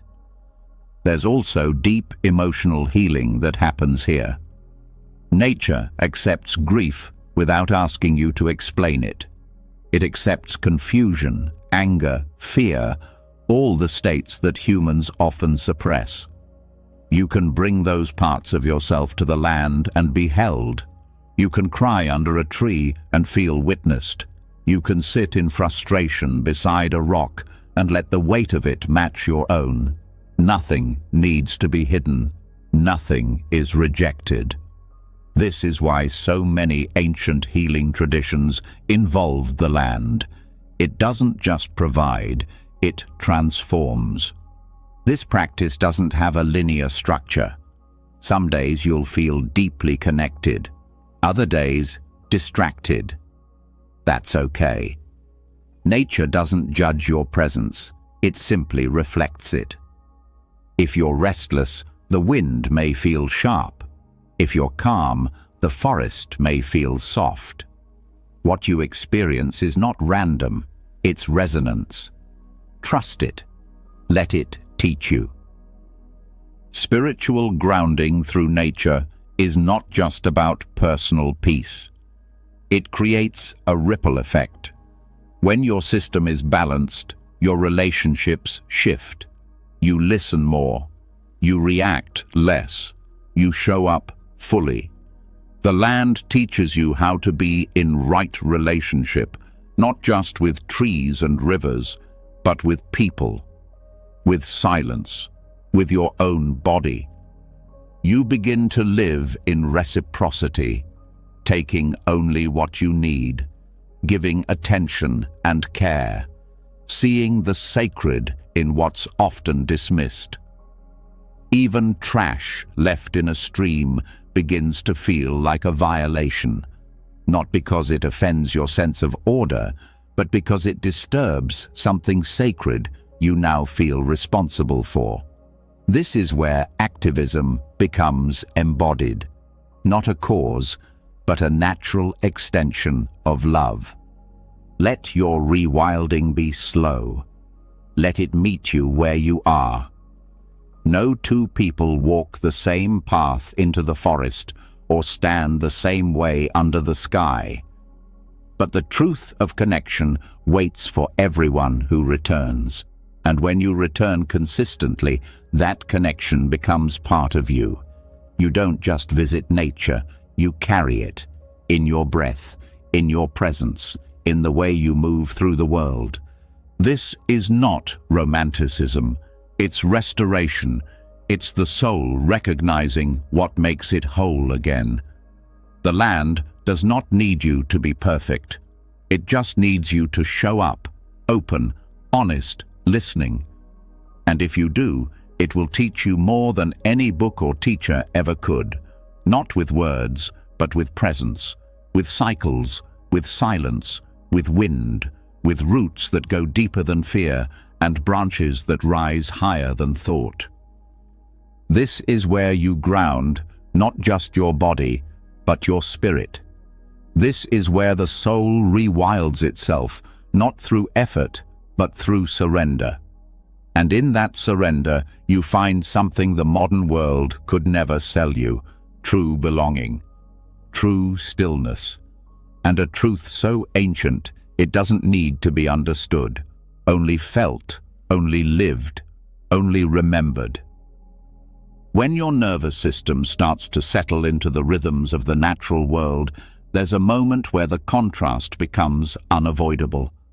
The pace of leaves, wind, birds, and breath begins to clash with the digital speed you've accepted as normal. You feel the pull back into stillness, yet your phone vibrates. A notification appears, a screen lights up, and just like that, your attention is pulled out of your body, out of the present, and back into a world that never really stops. But stillness has already changed you, and now something inside you wants to stay grounded. The question becomes, how do you protect that stillness in a world that thrives on interruption? This is where sacred disconnection begins, not as rebellion, not as punishment, but as a conscious pause, a spiritual fast from digital input. Not because technology is evil, but because constant access to it fragments the mind, dulls intuition, and fills the inner space where silence once lived. Sacred disconnection is not about rejecting technology altogether. It's about reclaiming your relationship with it, so it no longer owns your presence. Most people underestimate how much energy they lose to the digital world. The constant scrolling, checking, reacting, all of it creates micro-leaks in attention. Even when you're not actively using a device, your mind stays tethered to it. You think in posts, you speak in sound bites, you feel the urge to document instead of experience. Over time, this weakens your spiritual awareness. It separates you from direct experience and trains your focus to live outside your body. A digital fast is not simply turning off your phone. It's about becoming intentional with your attention, noticing what pulls you, understanding the patterns that shape your habits, and deciding, with presence, to create space between you and the screen. That space becomes fertile ground, a place where your breath feels uninterrupted, where your thoughts begin to stretch again, where your nervous system finally finds room to repair. Start with a window of time, not a vague hope of less screen time, but a sacred container. This might be a full day, or even just a few hours. What matters is your clarity. Declare it. For this time, I am unplugged. I am not available to the world outside my breath. Say it out loud. Write it down. Let your system hear the intention. This signals a shift. Your body, mind, and spirit begin to prepare. During this fast, pay attention to the urges, the reach for the phone, the flick of the wrist, the phantom buzz in your pocket. Each one is not a failure, it's feedback, a map of where your attention has been outsourced. When you feel the urge, pause, breathe, return to presence. Ask yourself, what was I about to distract myself from? This question doesn't need an answer, Just asking it is a practice. Silence becomes your ally here. Not silence of sound, but of input. You're creating a gap between your mind and the noise it's grown used to. In that gap, deeper awareness emerges. You may feel bored, restless, irritated. Let those feelings rise without judgment. They are detox symptoms. They are not problems to solve. They are signs that your mind is beginning to downshift. Spend time doing things that don't require screens. Touch the earth. Drink tea with full attention. Journal by hand. Walk slowly. Let yourself rediscover the pace of life without updates, and notice what happens to your thoughts, how they begin to breathe again, how they slow, how they change. Without constant stimulation, your system reawakens to subtlety. You notice small details, the way light moves across a wall, the texture of air on your skin, the pause between sounds. These are not distractions, they are doorways. Each one brings you back to the moment. Each one reminds you that reality is still sacred, even without a filter. Digital fasting also reveals emotional patterns. You may find yourself reaching for your device when you feel lonely, insecure, or uncertain. Without the escape, those feelings rise. This is not regression. This is invitation. Use that moment to connect inward. Place a hand on your chest. Speak gently to what you feel. You're not running from it now, you're witnessing it. If needed, create rituals to anchor the space. Light a candle to begin your fast. Burn incense or play soft music. Let your environment reflect your choice. This isn't about creating aesthetic silence. It's about supporting your nervous system's shift from consumption to presence. Let your space feel like a retreat, even if only for a short while. Over time, you'll begin to feel the difference between attention that is scattered and attention that is whole. You'll start to crave slowness, stillness, undivided presence. You'll feel how much more alive your breath becomes when it's not split across 1,000 digital signals, and this craving becomes your compass. Not every message needs to be answered right away. Not every update is urgent. Sacred disconnection teaches you the power of discernment. What deserves your time? What earns your energy? What actually feeds your spirit? These are questions most people never ask because they never pause long enough to hear the answer. This practice also begins to rewire your sense of identity. So much of digital life is built around performance. The perfect image, the right opinion, the curated version of you.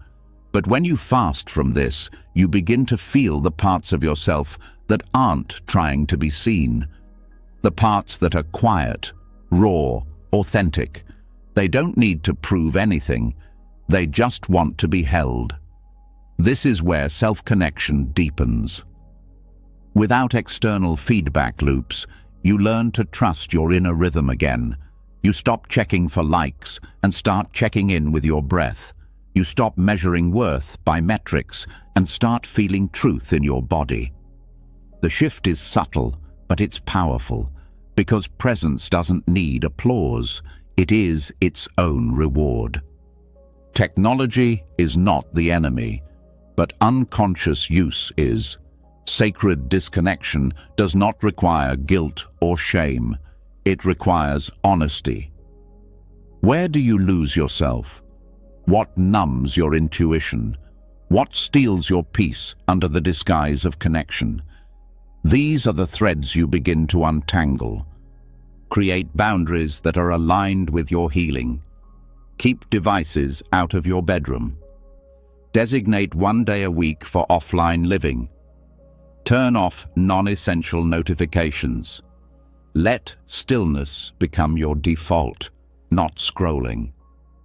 Let your nervous system find spaciousness again. This isn't about deprivation, it's about restoration. You'll also notice how differently you connect with others when your mind isn't half elsewhere. Conversations feel deeper. Eye contact lasts longer. Pauses don't feel awkward, they feel full. You begin to show up with your whole self, and others feel it. This is where real connection starts, not through bandwidth, but through presence. There's a kind of joy that returns during these fasts, a lightness, a childlike curiosity. You begin to remember what life felt like before constant input, how time used to stretch, how wonder used to arrive unannounced. That joy was never lost. It was just buried beneath notifications. Let this be a regular practice, not an emergency reset. Don't wait until you're burnt out. Make sacred disconnection part of your rhythm, a way of honoring your system, a way of protecting your spirit, a way of remembering that your consciousness was never meant to be available 24/7. When you return to your devices, do so slowly. Don't rush back into the flood. Be mindful of what you allow back in. Protect the spaciousness you've reclaimed. It is precious. Let your digital habits be shaped by presence, not pressure. And most of all, know that this practice is not about perfection. Some days it will be easier. Some days your mind will resist. That's okay. Keep returning. Keep choosing presence over performance. Keep choosing yourself over distraction. Because the more you do, the more you realize.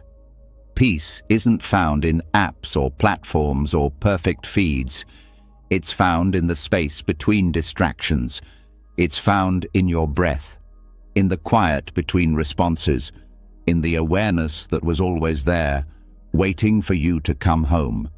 Sacred disconnection is not absence, it is return. And in that return, everything begins to feel more real, more grounded, more alive. Not because the world changed, but because you finally made space to feel it again. After spending time unplugged, free from digital static, your system begins to clear. Thoughts settle, breath deepens, your presence sharpens. You start to feel the subtle difference between being mentally tired and energetically drained. That awareness, once dulled by constant output, now becomes crystal clear. It's not just the noise of the world you've stepped back from, it's the invisible residue it leaves behind, emotions that aren't yours, thoughts that linger longer than they should, energies that cling even after the moment has passed.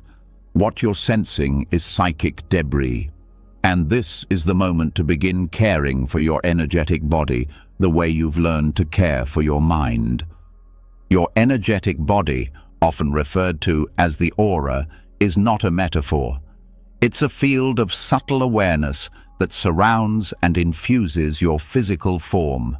It responds to your thoughts, your environment, the people around you, and your own internal states. Every interaction leaves a trace. Some of those traces uplift, others leave fog. And just like physical hygiene, this energetic space needs regular care. Spiritual hygiene begins with observation. You start by noticing how your energy shifts after conversations, environments, and emotions. You don't analyze, just notice.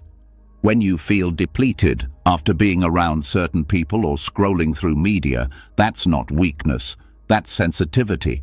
And sensitivity, when honored, becomes intuition.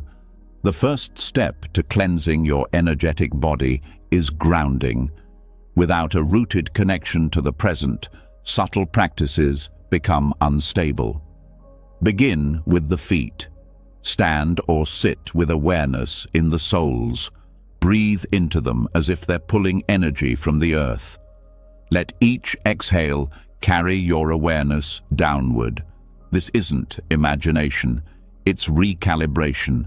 It tells your body it is supported, that it belongs. Salt is one of the oldest tools for energetic purification. It absorbs stagnant energy without needing any special ritual. A salt bath, even without added oils or herbs, draws dense vibrations from the body. Let your intention guide the process. As you soak, speak inwardly. I release what no longer serves. I welcome clarity. If a bath isn't available, a salt scrub in the shower works just as well. Rinse slowly. As the salt leaves your skin, feel the old energy moving with it. Smudging with smoke is another deeply effective practice. Sage, Palo Santo, cedar, and other sacred herbs have been used across traditions not for scent, but for their vibrational properties. When burned with intention, the smoke alters the energy in a space or around a body. The key is presence. As you smudge, move slowly. Circle the body with the smoke, especially around the head, heart, hands, and feet. Let each motion be a gesture of release, not from control, but from trust. Sound is also a potent purifier. A single chime, a bell, or a deep hum can break up stagnant energy and restore natural flow. You don't need expensive tools. Even your voice carries the power to shift your field.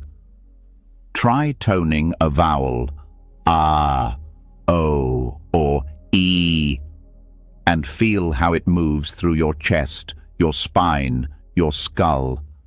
Let the sound find the places where silence has become heavy. Let it move what words cannot. Water, especially in its purest form, holds deep cleansing power.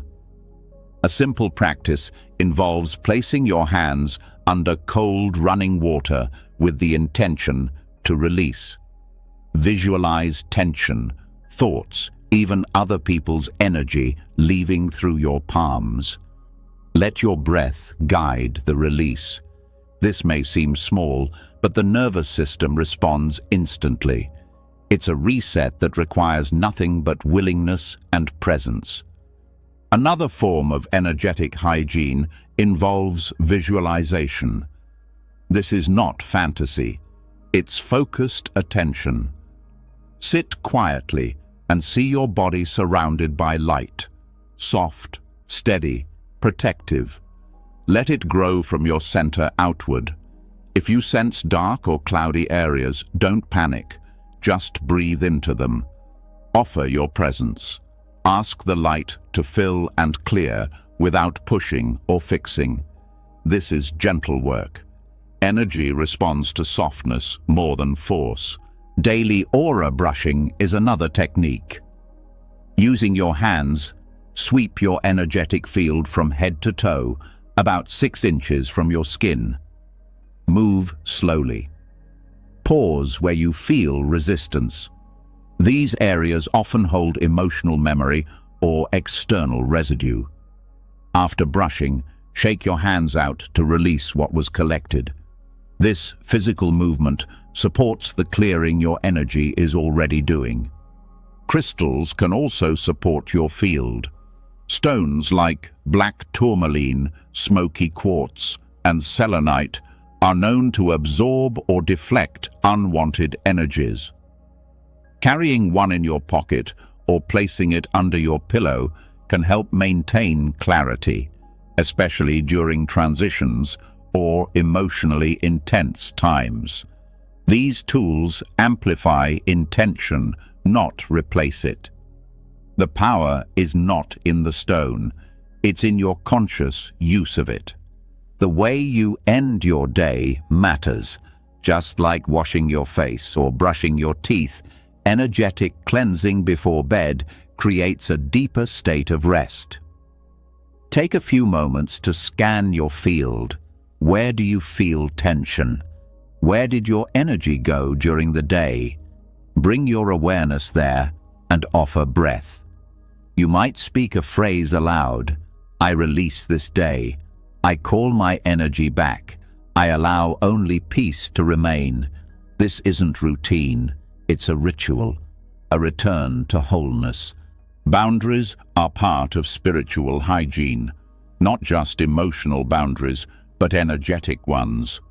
Being kind doesn't require you to absorb what isn't yours. You can listen without carrying. You can love without merging.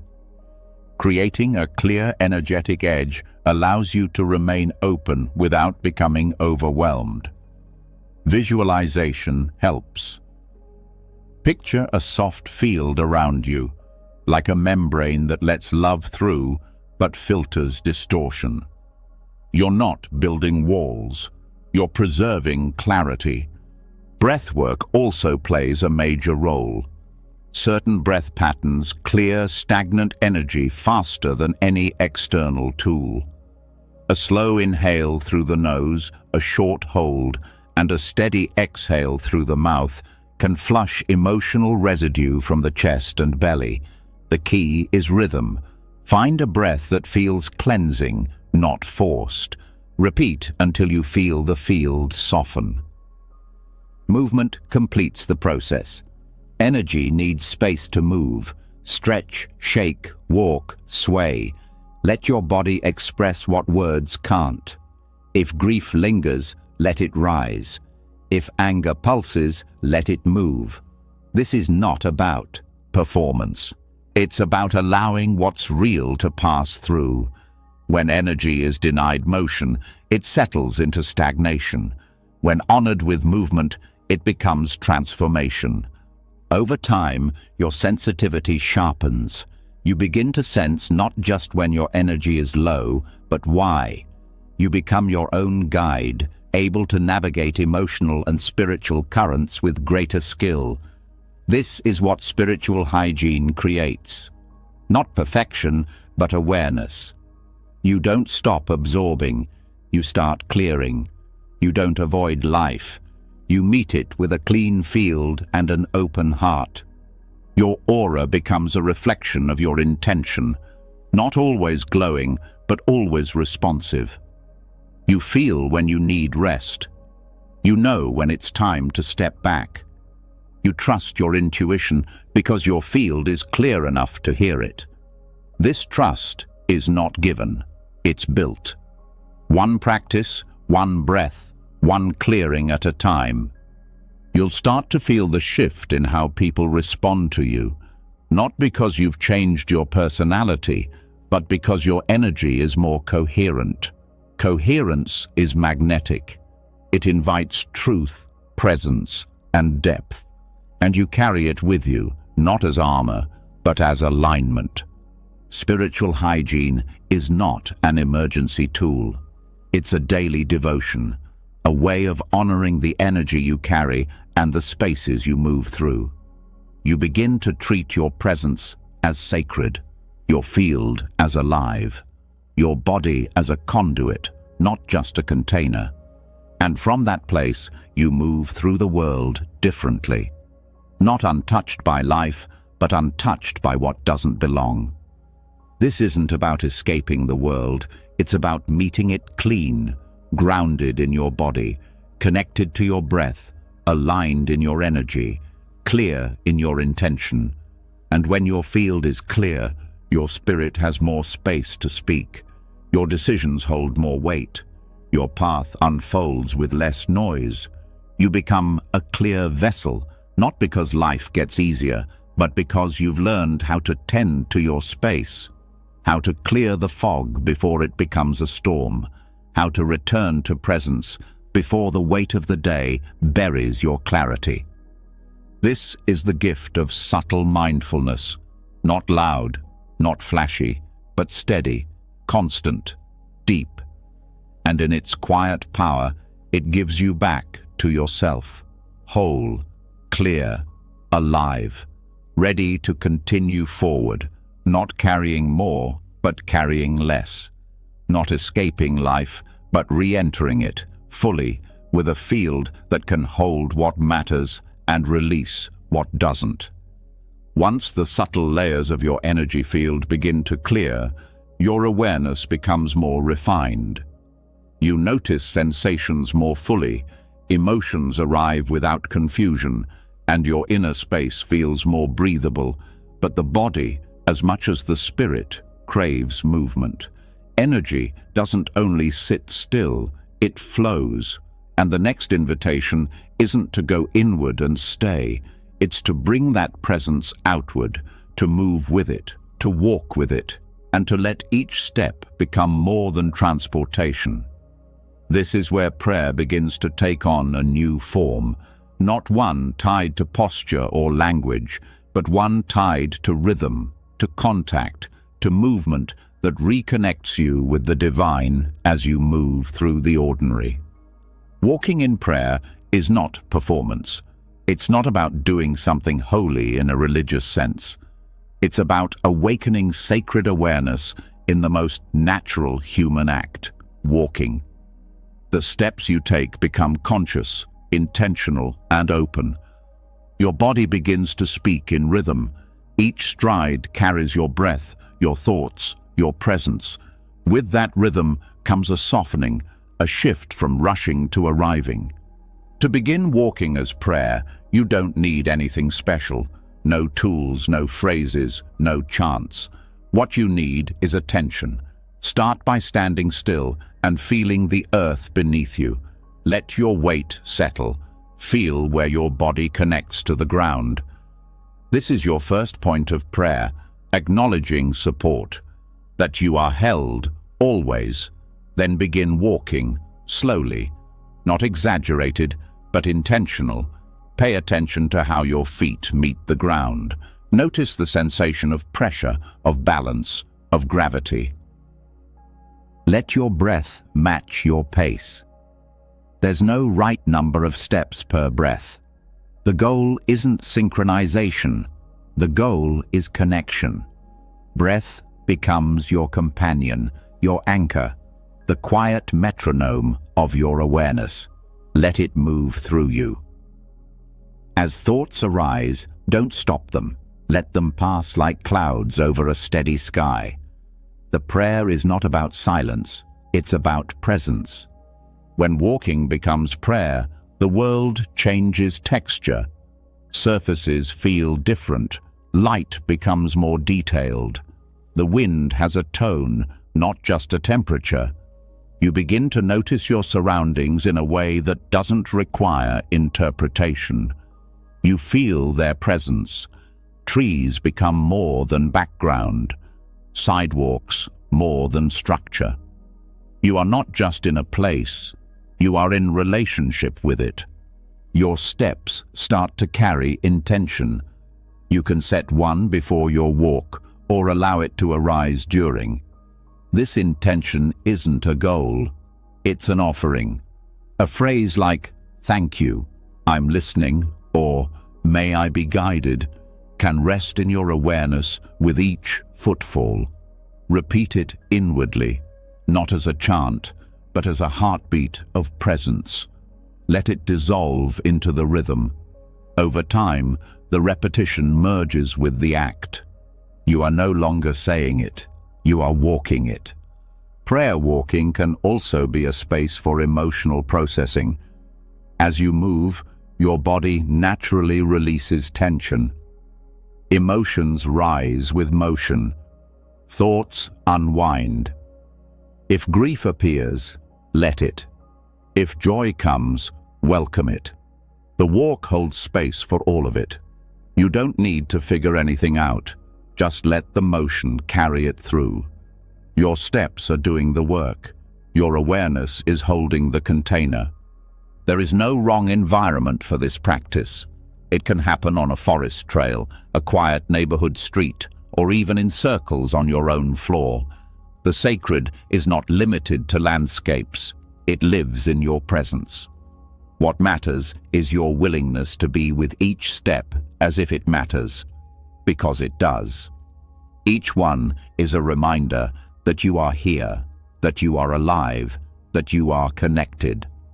Your pace will change. Some days you'll walk slowly, almost in stillness. Other times, your body will want to move faster, to cover more ground. Let it. This is not rigid discipline. It's listening. When your body finds its natural rhythm, your energy aligns with it. Movement becomes fluid, effortless. That fluidity is part of the prayer. It's how spirit speaks through your body. Prayer doesn't have to be verbal. It can be felt. A hand brushing the leaves as you pass. A moment of stillness at a corner.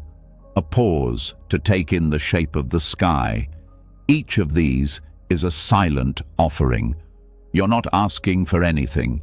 You're acknowledging that presence is already enough, that nothing needs to be added, only noticed. There's also room in this practice to connect with the earth intentionally. As you walk, offer your awareness to the land beneath you. Even in the city, the ground remembers. It holds memory, weight, and life. With each step, thank the earth for holding you. Let your gratitude rise without words. Your energy carries it. The earth understands. This practice can deepen when walking routes become familiar. Returning to the same path creates an energetic relationship. The path begins to recognize you, not literally, but spiritually. It begins to mirror your process. You notice changes not just in the landscape, but in yourself. The trees you pass start to feel like old friends. The quiet bench becomes a companion. Prayer becomes less of a practice and more of a natural state. Your inner landscape changes with the outer one. If you're tense, the walk may feel jagged at first. That's okay. Keep moving. Let your steps soften the edges. With every footfall, release a little more. The body holds stories. Walking in prayer helps those stories complete, not through thinking, but through gentle repetition. Left, right, breath, ground, again. When walking becomes sacred, solitude becomes rich. You're not alone. You're accompanied by your breath, the earth, the air, your awareness. If others pass, let their presence fold into the prayer.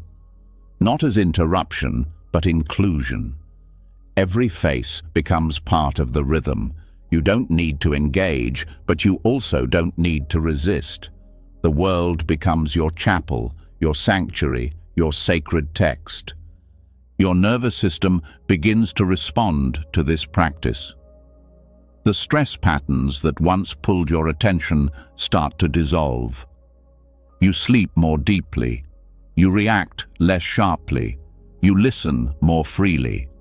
Not because you've tried to be different, but because your presence is deeper. You've returned to your body and through it to the divine. If you feel called, bring in physical gestures. Touch your chest as you pass certain places. Stop and place your palm on a tree. Bow your head slightly as a silent blessing. Let your body create its own liturgy. These acts don't need to be planned. They arise from feeling. Let them come naturally. Even weather plays a role in this. Rain adds weight and clarity. Sunlight brings softness. Wind invites release. Each condition offers a different quality to the walk. None are barriers. They're all part of the prayer. Walking in the rain or cold becomes not a discomfort, but a deeper surrender. You meet life as it is, not as you want it to be. You'll find that over time, you need less to feel connected. A short walk, even 5 minutes, carries depth. It's not about distance, it's about depth of attention. You can walk to the corner store and back and still return with more peace than an hour in stillness if you move with presence. Technology can be integrated wisely. If you must carry a device, silence it. Use it only as a tool of intention, perhaps to take one photo that feels meaningful, or to record a thought that truly matters. But don't let it pull you out. Don't let it lead. Let your breath lead. Let your step lead. If the mind wanders, and it will, gently return. Each step is an invitation, a reset. You don't have to get anywhere. You just have to come back, to your body, to your breath, to your path. Walking in prayer is an act of devotion, not to a doctrine, but to life itself. It's a way of saying yes to being here, yes to presence, yes to letting each part of you arrive in this moment without needing to earn it or explain it. It's how your body teaches your spirit to stay. And the more you walk this way, the more your life begins to reflect it. You become someone who brings stillness into movement, who brings depth into the ordinary, who walks not just through the world, but with it. This is the integration of all the practices before. The silence, the grounding, the clearing, the connection, they all converge here. In motion, in breath, in step, in prayer. And there is no destination, only the next step, and the next, and the next, until the walking itself becomes home. As each step lands with greater presence and your waking life begins to feel more grounded, clear, and alive, a new question arises. What happens when the body rests and the mind lets go? Where does that awareness go when the outer world fades and only the inner world remains? You've learned to walk in presence, to breathe with intention, to clear and realign your energy through stillness and movement.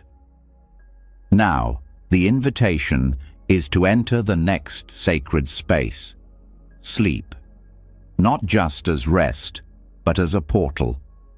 Because what you do in waking hours shapes your dreams, and your dreams hold more than stories. They hold guidance. They hold messages, memory, and medicine waiting to be received. Dream work, as a form of spiritual mindfulness, means entering sleep with intention. It's choosing not to dismiss your dreams as random or chaotic, but to meet them as sacred communication. Just as your body speaks through sensation, your subconscious speaks through imagery, emotion, and movement. And when you begin to listen, everything shifts. You stop waking up confused or disconnected. You start waking up with insight, release, and direction that no external source could have offered. The first step is preparation. How you enter sleep affects what you receive. The nervous system needs a soft landing. Let your body know that rest is coming by dimming the lights early, reducing sensory input, and turning away from devices. Light affects melatonin, and screen activity affects your dream depth. By honoring your entry into night, you open the channel for deeper, more vivid dreaming. Before sleep, set a clear intention, not a demand or expectation, but a quiet request. This can be simple. You might speak inwardly, "I am open to remembering what my soul wants to show me tonight," or "I welcome clarity, healing, or insight as I rest." The words don't matter as much as the energy behind them. Say it gently, say it honestly, then let it go. The intention doesn't need to be chased. It simply needs to be planted. Create a consistent space to rest. Your sleeping environment carries energy just like your meditation space. Keep it clean, quiet, and energetically clear. If possible, open a window to let in fresh air. Use subtle scents like lavender or sandalwood if they feel soothing. Your body learns to associate your space with safety and surrender. That state of trust allows your deeper consciousness to rise freely. Keep a journal by your bed. The first few moments after waking hold the most vivid fragments of the dream state. These impressions fade quickly, so write down what you remember immediately. Even if it's just a feeling, a word, a color, or a body sensation, write it. You're not looking for perfect recall. You're building relationship with your dreaming self. Each time you record, you reinforce to your system that this space matters. Over time, your dreams will become more coherent. You may start noticing recurring symbols, animals, places, people you don't know in waking life, sensations that don't match waking logic. These are not mistakes. They are layers of the subconscious expressing itself through metaphor. In dream work, you don't try to decode your dreams like a puzzle. You let them unfold like poetry. You ask, what did I feel? What stayed with me? What part of this reflects something alive in me right now? Many dreams process emotional energy that couldn't move during the day. This might look like chaotic or overwhelming experiences in the dreamscape. These are not warnings, they are releases. Dreams help discharge suppressed fear, grief, or confusion in symbolic form. The dream isn't asking you to fix it, it's showing you that the emotion has space to complete. Your role is not to control, but to witness. When you wake, acknowledge the emotion, not the storyline. Feel what's moving. Let it move all the way through. Some dreams are more than release. They are messages. These carry a different frequency. They leave you with clarity or a strange sense of familiarity. They may come with symbols that echo across multiple dreams, or they may arrive with a sense of presence beyond your own awareness. These dreams are often guidance, not future predictions, but spiritual direction. They point you inward. They nudge your choices. They speak in a language beyond the mind. Lucid dreaming may occur as your awareness strengthens. This is when you realize within the dream that you are dreaming. In that moment, you're not just an observer, you are co-creator. You can ask questions, shift environments, or simply be present in awe. Lucidity is not about control, it's about clarity. You're awake within rest. You're conscious within the subconscious. If this happens, stay calm. Let the moment unfold. The more grounded you remain, the more access you have. To invite lucid dreaming, gentle techniques can help. One is reality checking during the day. Ask yourself often, am I dreaming? Look at your hands. Look at text. In dreams, these often appear distorted. The habit of checking carries into sleep, and when repeated enough, it creates awareness inside the dream. Another method is waking briefly in the early morning, setting the intention to re-enter sleep with awareness and allowing your body to drift while your mind stays lightly alert. Protection is also important, not because dreams are dangerous, but because the subconscious is vulnerable. Before sleep, you can speak a phrase to set your energetic boundary. Only what serves my healing and growth may enter. This creates a container. Your dream space is sacred, and like any sacred space, it deserves care. Not all dreams are symbolic. Some are neutral. These serve to regulate. to balance thought and memory. Even these have value. You may not feel an emotional charge, but your system is doing unseen work. Don't look for meaning where none exists. Trust the rhythm. Some nights are messages, some nights are rest. Recurring dreams often point to unresolved energy. Instead of fearing them or overanalyzing, bring compassion. Ask what part of you keeps returning here. Is it a fear, a memory, a lesson that hasn't been lived? When you meet the recurring dream with presence instead of avoidance, it often shifts. The loop breaks not through analysis, but through honest attention. Spiritual visitations may occur.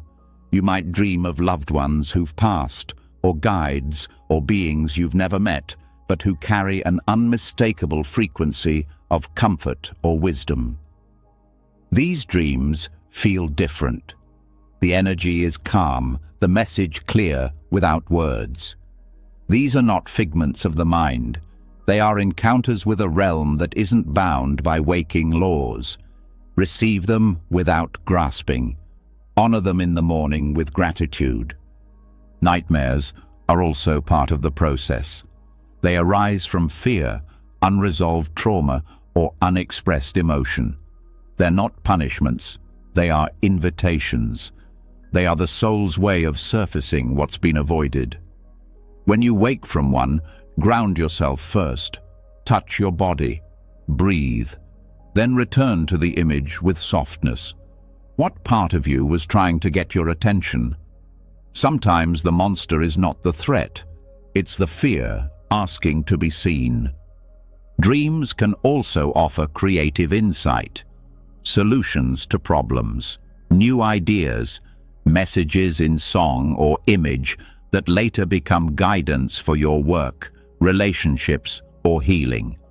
Your dreaming mind is not limited by logic. It connects dots the waking mind can't reach. When you begin to trust it, you'll find that sleep becomes an extension of your spiritual path. As your dream practice deepens, you begin to notice subtle integration during the day. Memories from dreams arise with emotion. You see symbols in waking life that echo from your dreams. These moments are not coincidences. They are reminders that your inner and outer worlds are not separate. They are always speaking to each other. Your role is simply to listen. This work is best supported with consistency. You don't need dramatic results each night. A gentle, steady approach builds strength. Sleep well. Set intention. Wake slowly. Reflect softly. Over time, the practice grows. Your trust deepens. Your subconscious becomes less a mystery and more a partner. And more than anything, dream work teaches surrender. You don't choose the content. You don't dictate the outcome. You prepare, you enter, you receive. It's one of the few practices where true control is impossible.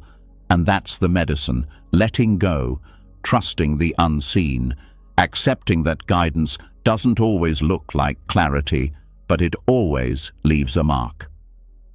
Your nights become a continuation of your spiritual life, a place not just for unconscious processing, but conscious receiving. You begin to wake up not just rested, but realigned, not just physically, but spiritually, because your soul never sleeps. It speaks in symbols, it heals in silence, and when you learn to listen, night becomes more than rest. It becomes sacred conversation. As dreams begin to open your inner world, and you receive messages that bypass logic and speak directly to the soul, something shifts in how you engage with your surroundings. You start to realize that guidance doesn't just arrive in sleep. It exists all around you, all the time, through words, silences, faces, winds, and pauses. The question is no longer whether life is speaking. The question is whether you've been listening, not just with your ears, but with your whole being, because true listening is more than hearing, it's presence. And in today's world, presence is rare. Listening as a spiritual act begins with slowing down the part of you that always wants to respond. It's about making space within yourself to receive not just sound, but meaning, not just information, but energy. This kind of listening is not passive, it's deeply active. It means being willing to feel without reacting, to witness without fixing, and to allow without interpreting too soon. It's an offering of your full attention, given without condition or agenda. The first place to begin is with yourself. Internal listening is the foundation of spiritual awareness. It means becoming quiet enough inside to notice your subtle needs, your unspoken thoughts, the way your body speaks without words. Most people carry an inner voice that's been buried beneath busyness, comparison, or pressure. When you listen inwardly, you allow that voice to rise again. It doesn't always sound clear. Sometimes it arrives as sensation or mood or restlessness. But if you meet it without judgment, it begins to trust you again.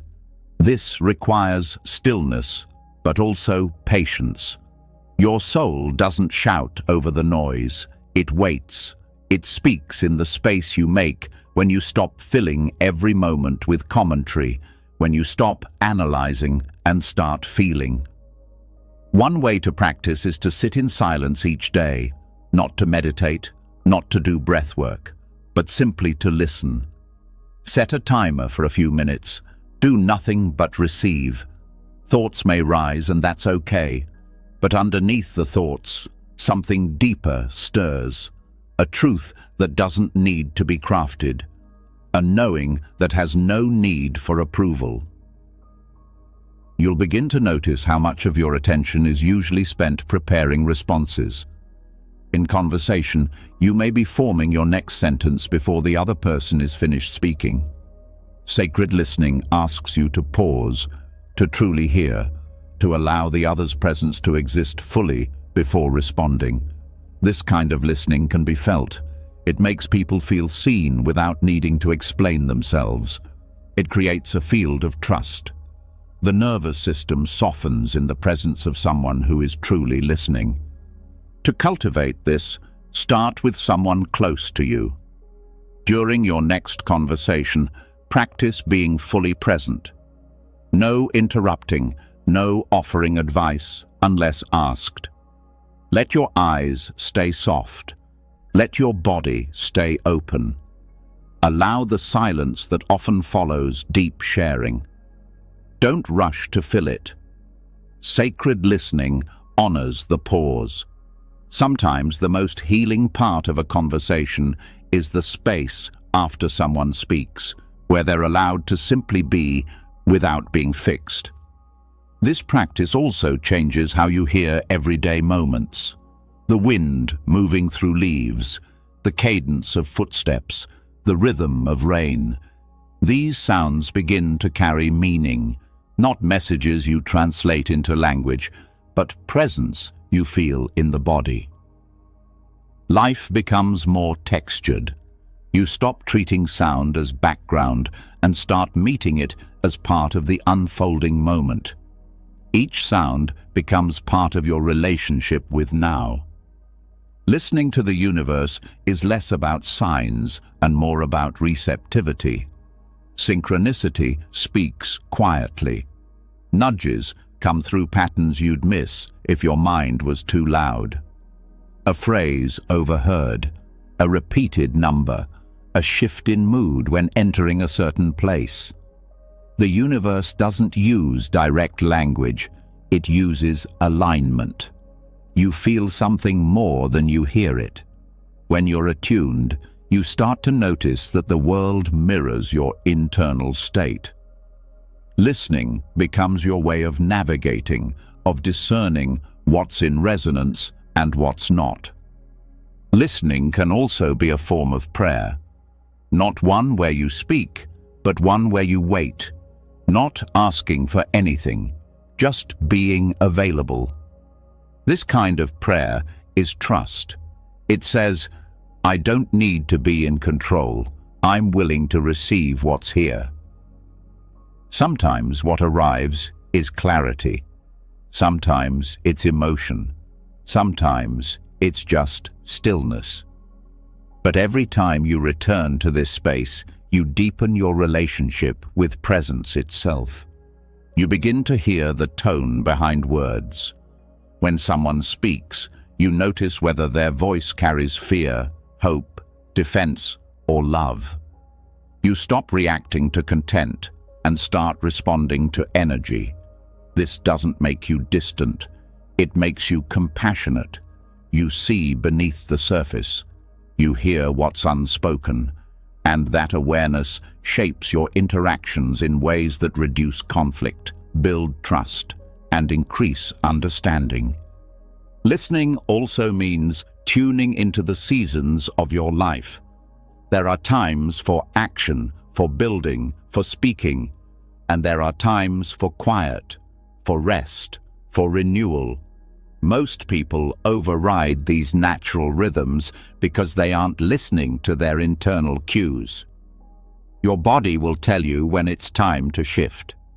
Fatigue, irritation, loss of focus. These are not problems to push through. They are messages asking to be heard.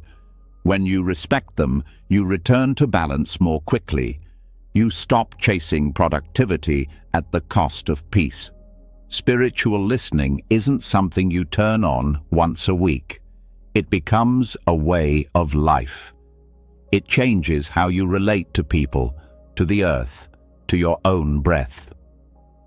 You notice what pulls your attention and start choosing what you give it to. You become less reactive, more responsive, less consumed, more connected. It's not a dramatic transformation. It's a quiet, lasting one. If emotions arise in this process, let them. Sometimes, when we truly listen to ourselves, to others, to life, we hear things we've been avoiding. Old pain, unspoken needs, longing we didn't know was still alive. Sacred listening includes this too. It means making space without rushing to cover it, feeling fully without needing to solve it. Let the emotion move through like a wave. Presence is what allows it to release. Your listening deepens with practice. Some days you'll feel wide open. Others you'll notice how much noise lives in your own mind. Don't judge it. Awareness is enough. Just noticing how much you listen or don't is a step toward wholeness. With time, the noise softens, and what remains is a presence that doesn't strain to hear, it simply receives. Even the body becomes a guide when you're listening. Your posture shifts. You feel when you're open and when you're guarded. You notice when your chest tightens, when your breath shortens, when your jaw holds back a truth. These signals are not subtle once you begin to listen. They're honest. Your body becomes a trusted voice in a world full of confusion. Listening is also how we reconnect with our deepest values. In the quiet, your priorities return. You remember what actually matters, what brings peace, what aligns. And from that remembering, your decisions gain integrity. You act not from habit, but from alignment. You speak not to impress, but to connect. You move not to prove, but to embody. True listening is radical because it asks you to give up the illusion of control. It asks you to let go of knowing and become a vessel for what wants to emerge. It asks you to meet life without a script. That kind of receptivity is powerful. It's how healing begins. It's how transformation unfolds, not in noise, but in the still space where something new can finally be heard. And perhaps, most importantly, listening teaches you how to love without condition. When you listen fully to someone else, not to respond, not to guide, but to be with, you give them something rare. You give them presence, and that is often more healing than any solution. Because deep down, everyone just wants to be seen, heard, and held without being fixed. So you return again and again to this practice, not because it's easy, but because it's real. You walk through your life as a receiver, a listener, a witness. You pause before speaking. You hold silence like a sacred cup. You stop needing to know everything. And in that stopping, in that space, something holy arrives, something ancient, something utterly new, something that sounds finally like truth. When you begin to truly listen to your breath, your body, your environment, your emotions, something becomes undeniably clear. The depth you've been searching for isn't hidden in faraway places. It's always been here, waiting beneath the noise, beneath the rush, beneath the daily momentum that sweeps you along without pause. Listening shows you where presence lives, but staying in that presence throughout a busy life is its own spiritual skill. Life doesn't always offer long spaces to be still or retreat in the traditional sense. And yet, your spirit doesn't need hours to reset. It only needs a moment of intention. Micro-retreats are the response to that truth. These are short, powerful windows throughout your day where you stop, breathe, reconnect, and return, not to escape the world, but to meet it differently. In a fast-paced reality, the ability to pause, even for a few minutes, is a sacred act of resistance. It's how you protect your inner peace while continuing to show up in your relationships, your responsibilities, your life. The idea isn't to schedule more, but to drop into small, intentional experiences that realign you from the inside out. Micro-retreats are less about what you do and more about how you do it. They don't require a mat, music, or a specific location. They only ask for awareness. 5 minutes of deep presence can often bring more clarity than an hour of distracted stillness. Because when you give your full self to a moment, that moment expands. Begin with your breath. It's the fastest way to enter a micro-retreat. You don't need to change it. Just meet it. Follow it in and out 3 times with all of your attention. Let each exhale soften your body. Let each inhale remind you that you're alive. If thoughts pull you, come back to the rhythm. You can do this at your desk, in a car, during a break, or even in a bathroom stall. There is no wrong place to return to yourself. Next, use your senses. Choose one: sight, sound, touch, taste, or smell, and focus on it completely. Take a sip of water and feel it travel through your body. Listen to one sound without labeling it. Touch a surface and notice its texture, temperature, resistance. These are not random details, they're entry points. By choosing one sense and staying with it for a few moments, you stop scattering your energy and begin collecting it back into presence. Micro-retreats also begin with your intention. Before beginning, ask yourself gently, what am I needing right now? Is it calm? Is it clarity? Is it grounding? You don't need to analyze it. Just notice. Then let that intention shape the next few minutes. If you're feeling disconnected, Rest your hands over your heart and breathe into that space. If you're overwhelmed, try looking at the sky and letting your awareness stretch beyond the walls around you. Let nature hold the parts of you that feel heavy. Movement is another path. Stand up and stretch your arms slowly, as if you're greeting the air around you. Roll your shoulders, shake out your hands, walk slowly for 2 minutes, not to get somewhere, but to feel each step. This is not exercise, it's embodiment. Movement with mindfulness clears mental clutter and creates an inner shift that thought alone can't achieve. You can also use visualization. Close your eyes and see yourself standing in a place that brings peace. It can be real or imagined. Let your body feel what it's like to be there. The sound, the temperature, the feeling in your chest.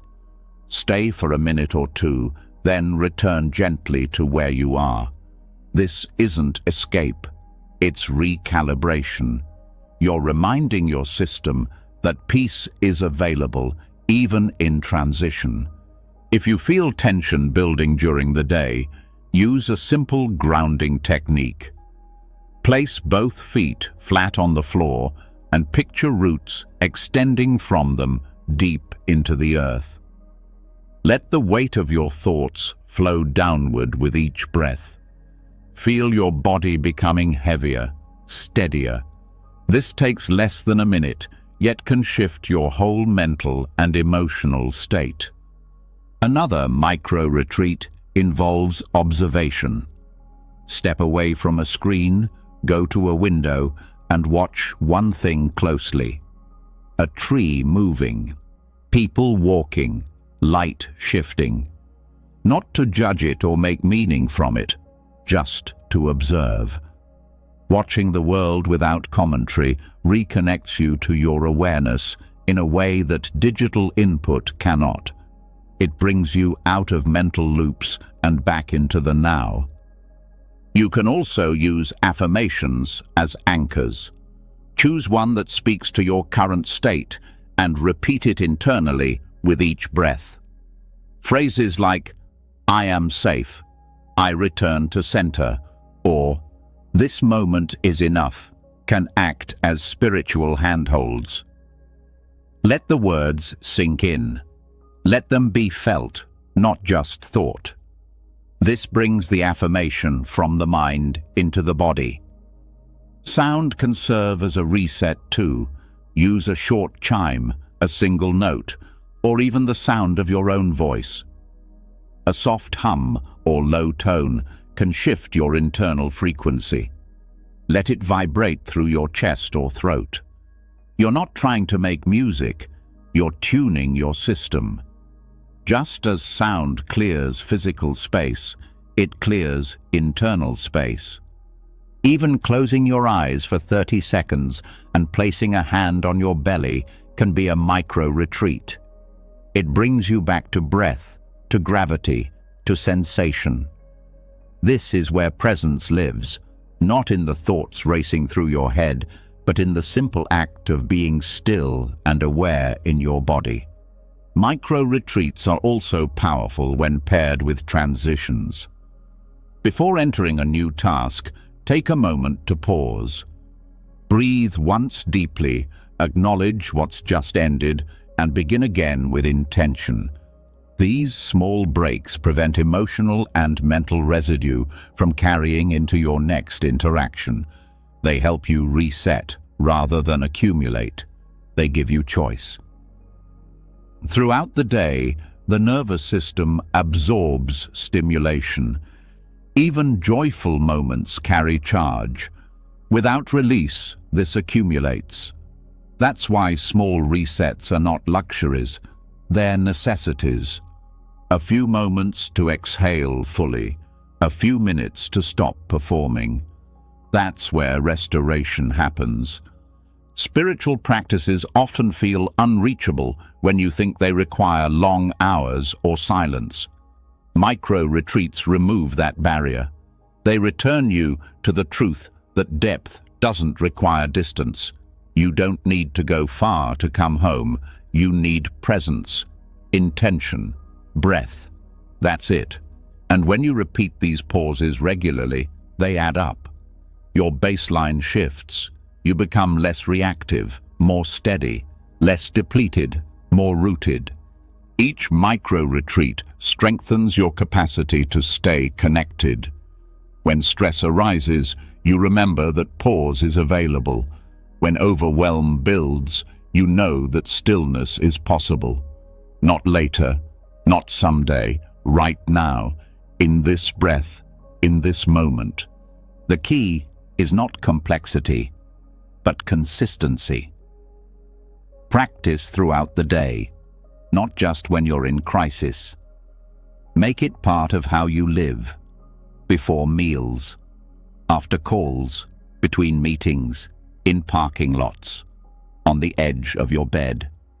These pauses are not separate from life. They are life, lived with attention, grounded in spirit. Over time, these moments become something more.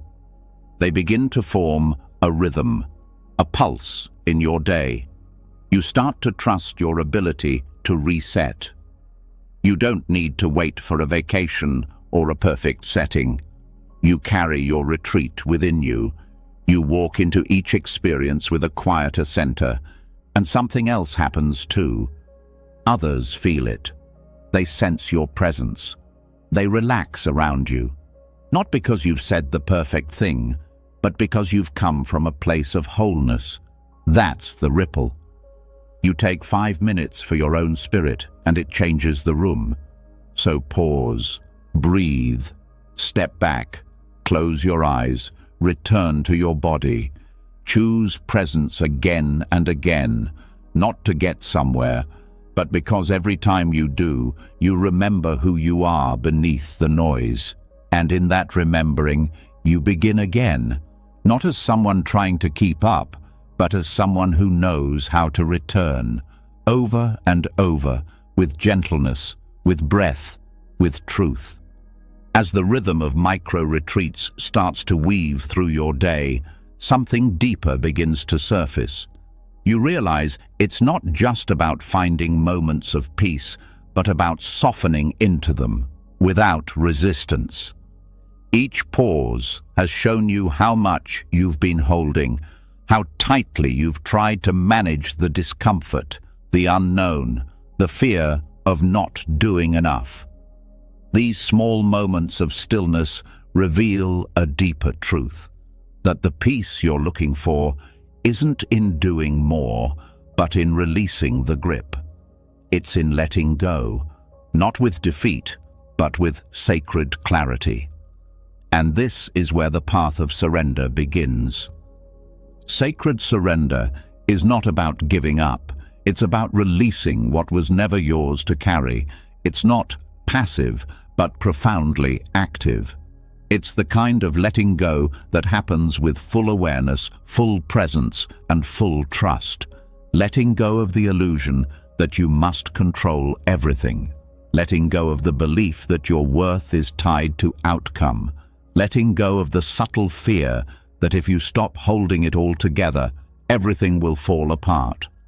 True surrender requires mindfulness. You cannot let go of what you haven't fully faced. You must first see what you're clinging to, an idea, a memory, a role, a version of the future, and then meet it with compassion. You begin by noticing the tension in your jaw, your chest, your thoughts. Surrender starts there, not by forcing release, but by softening your resistance to what is. You breathe into the space that wants control and gently ask, what am I afraid of losing? Often, the answer isn't something external. It's a sense of identity, a role you've grown used to, a belief about how things should unfold. And in surrender, you come face to face with uncertainty. This is why many avoid it, but in mindfulness, you learn to stay. You learn that uncertainty is not the enemy. It's the space where grace enters. Begin your practice of surrender by sitting quietly and becoming aware of what feels heavy. Not to solve it, but to name it. Maybe it's the pressure to be perfect. Maybe it's the fear of disappointing someone.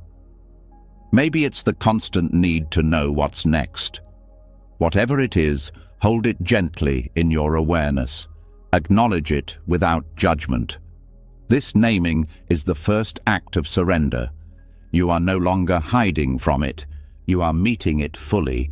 Next, bring your breath to that place. Let the inhale create space. Let the exhale carry release. You're not trying to remove the feeling. You're allowing it to be there without needing to hold it so tightly.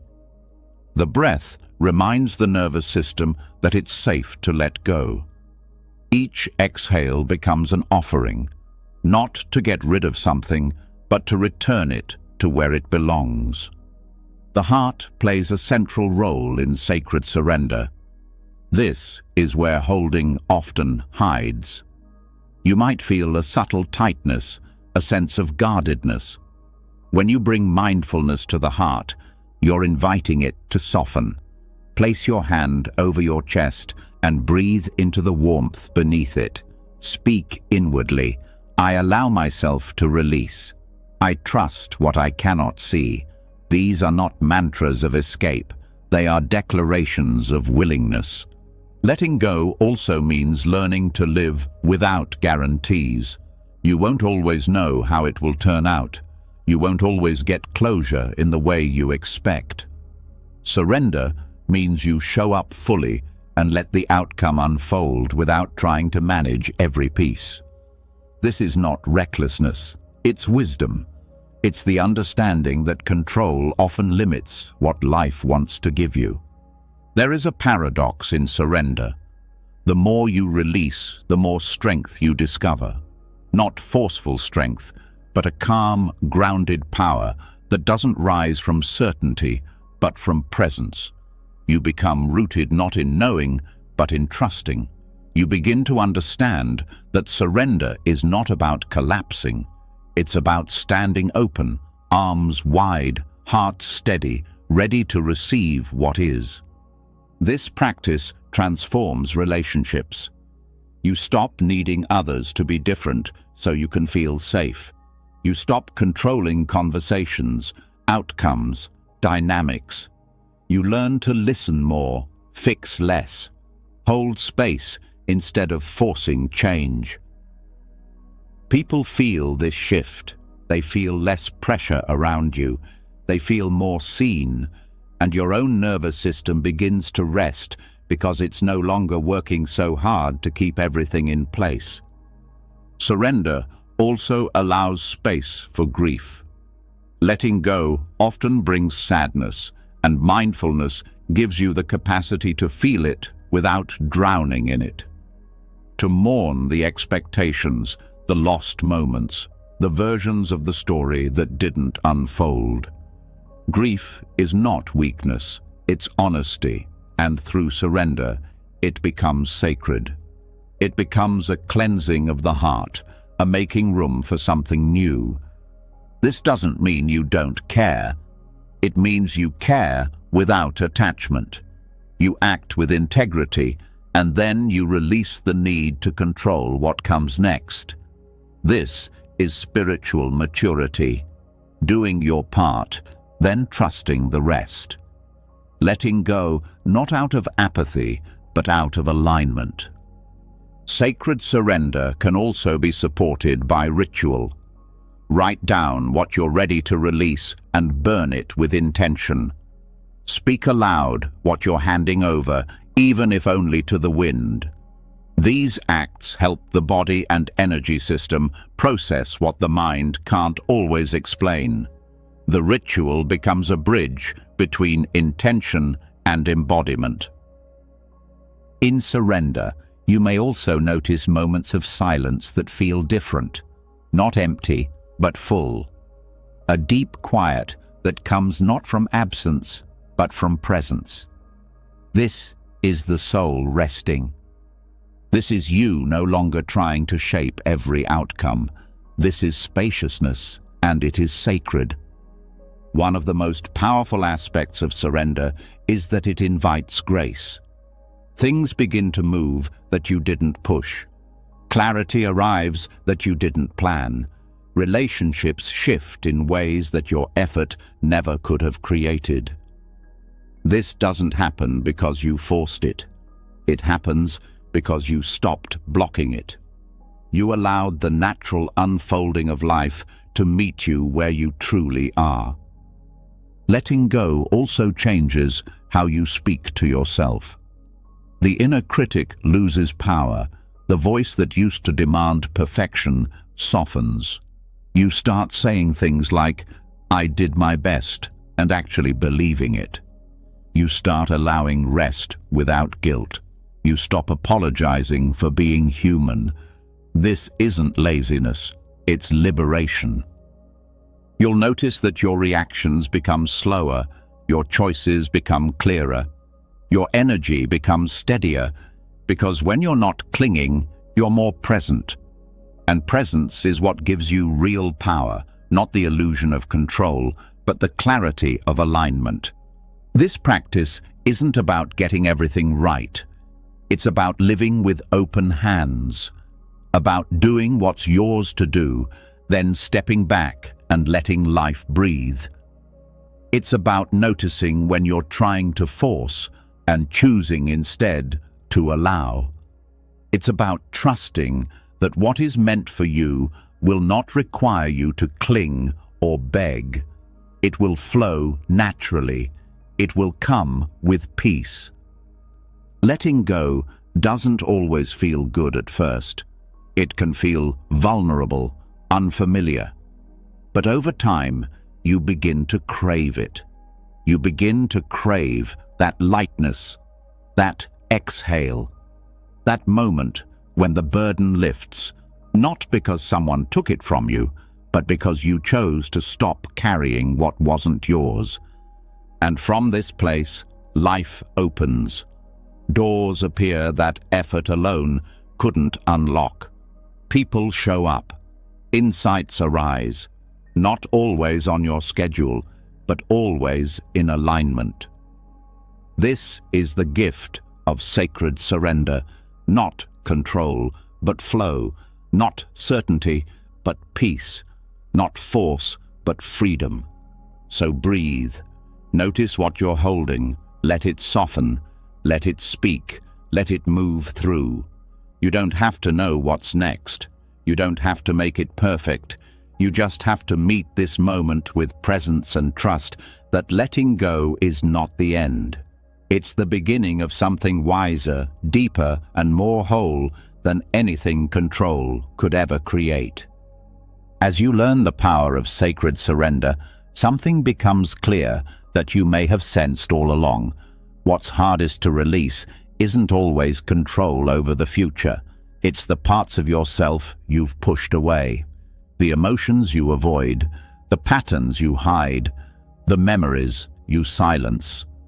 Letting go invites truth, and truth makes space for everything, even what feels uncomfortable. And now, the invitation is deeper. To not just accept the light, but to welcome the dark. To meet the parts of yourself you've called broken, unworthy, too much, or not enough. This is the doorway to shadow presence, and it begins with a simple shift from resistance to curiosity.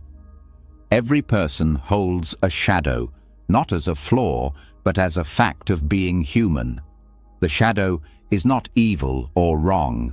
It's made of what you couldn't safely express, what you didn't know how to feel, what you learned to suppress in order to belong.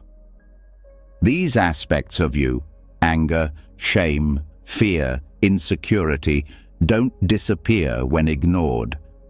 They shape your choices in subtle ways.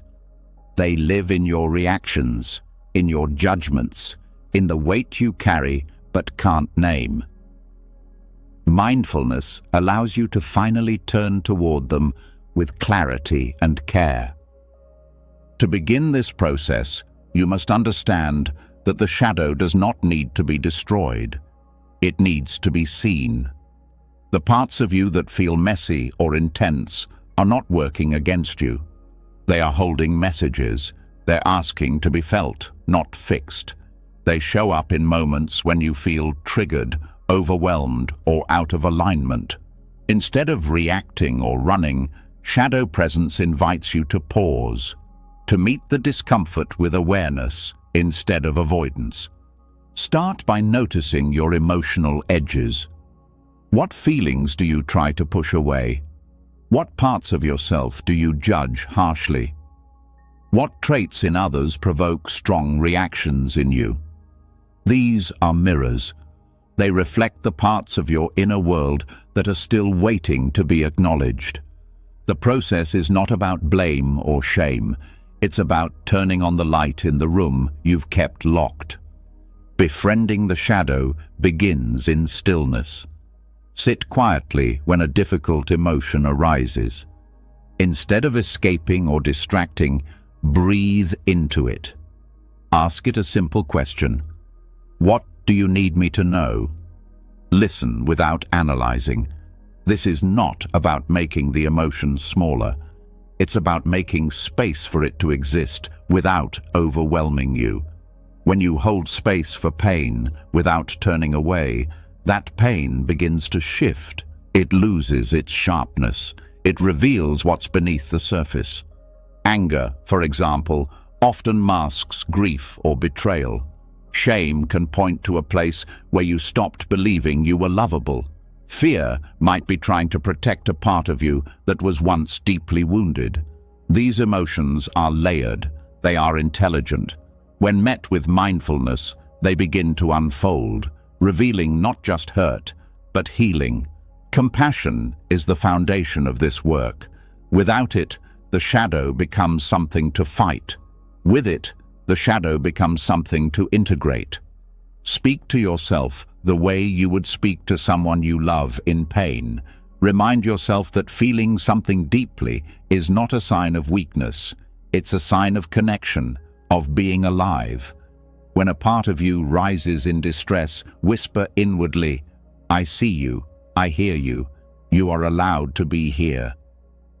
This is not a one-time practice. The shadow speaks in cycles. It returns in different forms at different stages, and each time it does, you have the chance to meet it with more awareness. You begin to see the patterns not as flaws, but as invitations. You begin to ask different questions, not, "Why am I like this?" but, "What is this showing me?"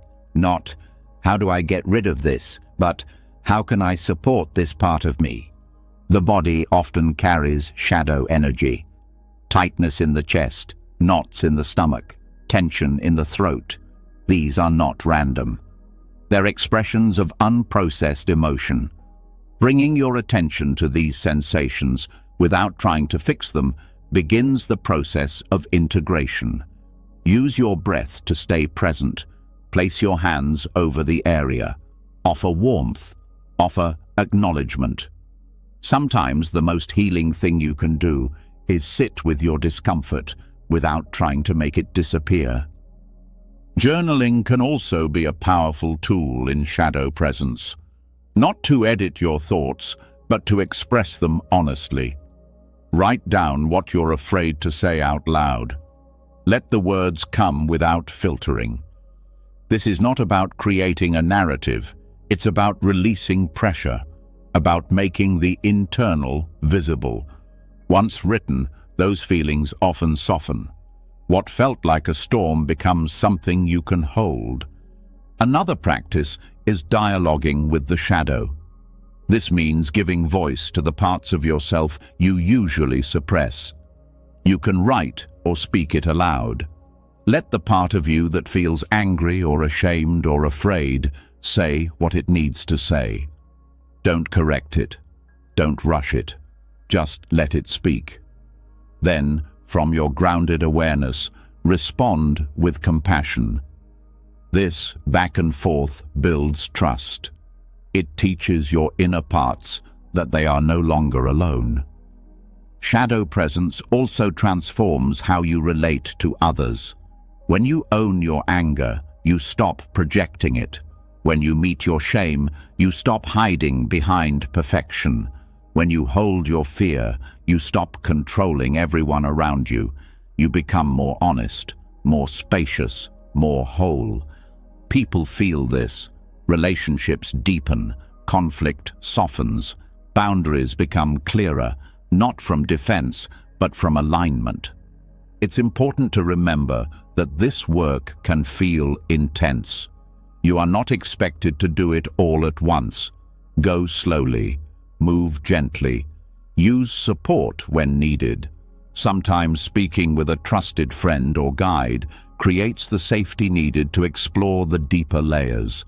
This isn't about suffering, it's about truth. And truth, when met with presence, always leads to freedom. Art, music, and movement can also support shadow integration. These are non-verbal ways of expressing what words can't hold. Dance your anger, paint your grief, sing your fear. Let the energy move through creativity. The shadow responds to expression. It doesn't want to be buried. It wants to be seen, felt, and transformed. Shadow work is not about fixing yourself. It's about making peace with the parts of you you've labeled unacceptable. When you stop running from these parts, you begin to see their gifts. Anger becomes clarity. Shame becomes humility. Fear becomes intuition. Each part, once integrated, strengthens your presence.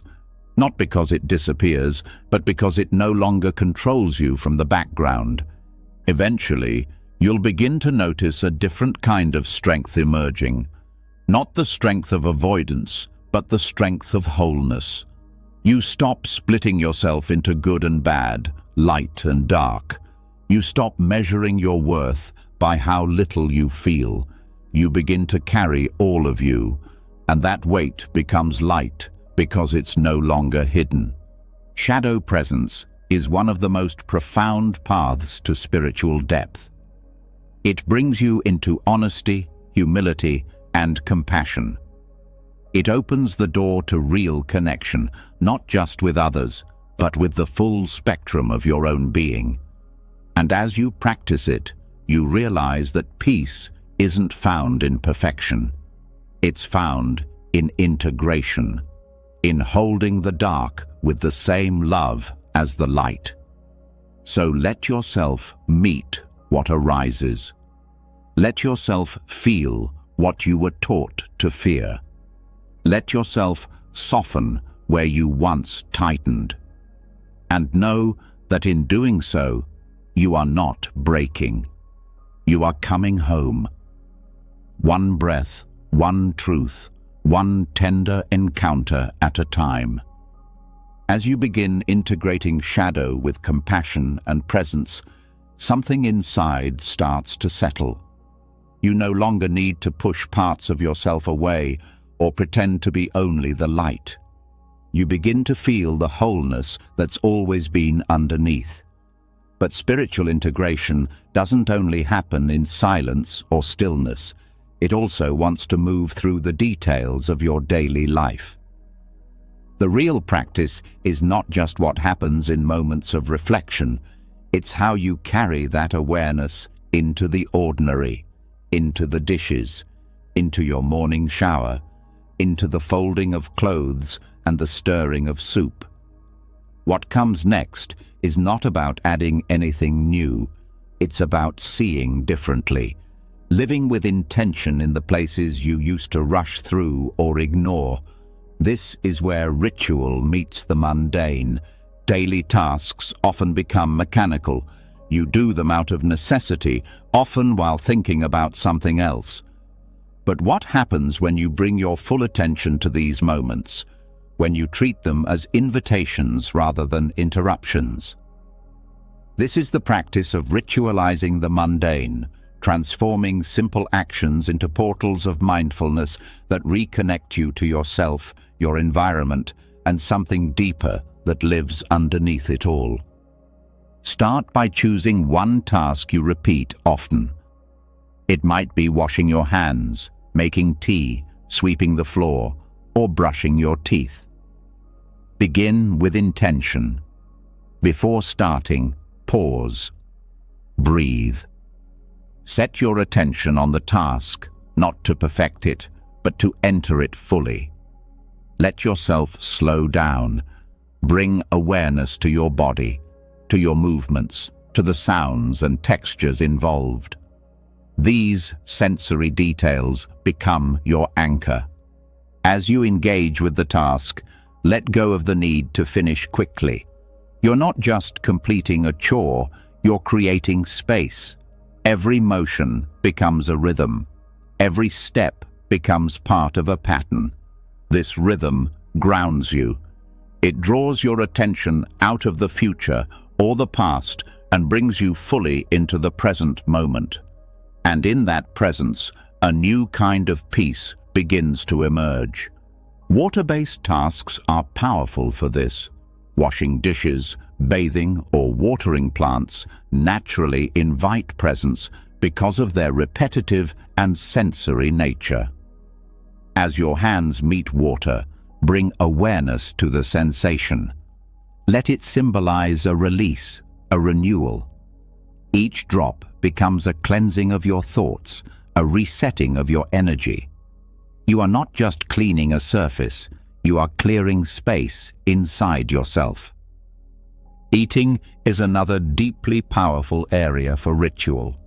Often rushed or done while distracted, meals lose their grounding effect. But when approached with presence, eating becomes a spiritual act. Start by pausing before the first bite. Acknowledge the source of your food, the earth, the hands that grew it, the process that brought it to your table. Smell it. Notice its texture. Then chew slowly. Taste fully.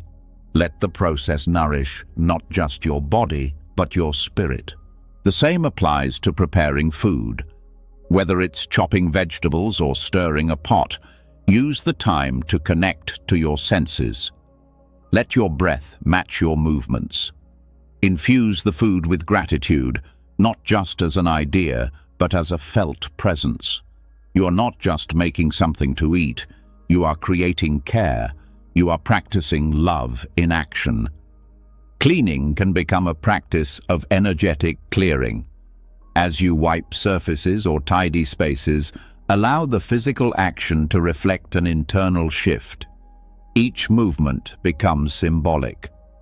You're not just creating external order, you're inviting inner clarity. Let the task be steady, without rush. As clutter leaves, feel your mind quiet. As dust lifts, feel old tension release. The physical and spiritual are not separate. This practice makes them one. Ritualizing the mundane also means being aware of transitions. Moving from one task to another becomes more than a switch. It becomes a threshold. You can pause between tasks to reset. A single breath can mark the end of one moment and the beginning of the next. This anchors your nervous system.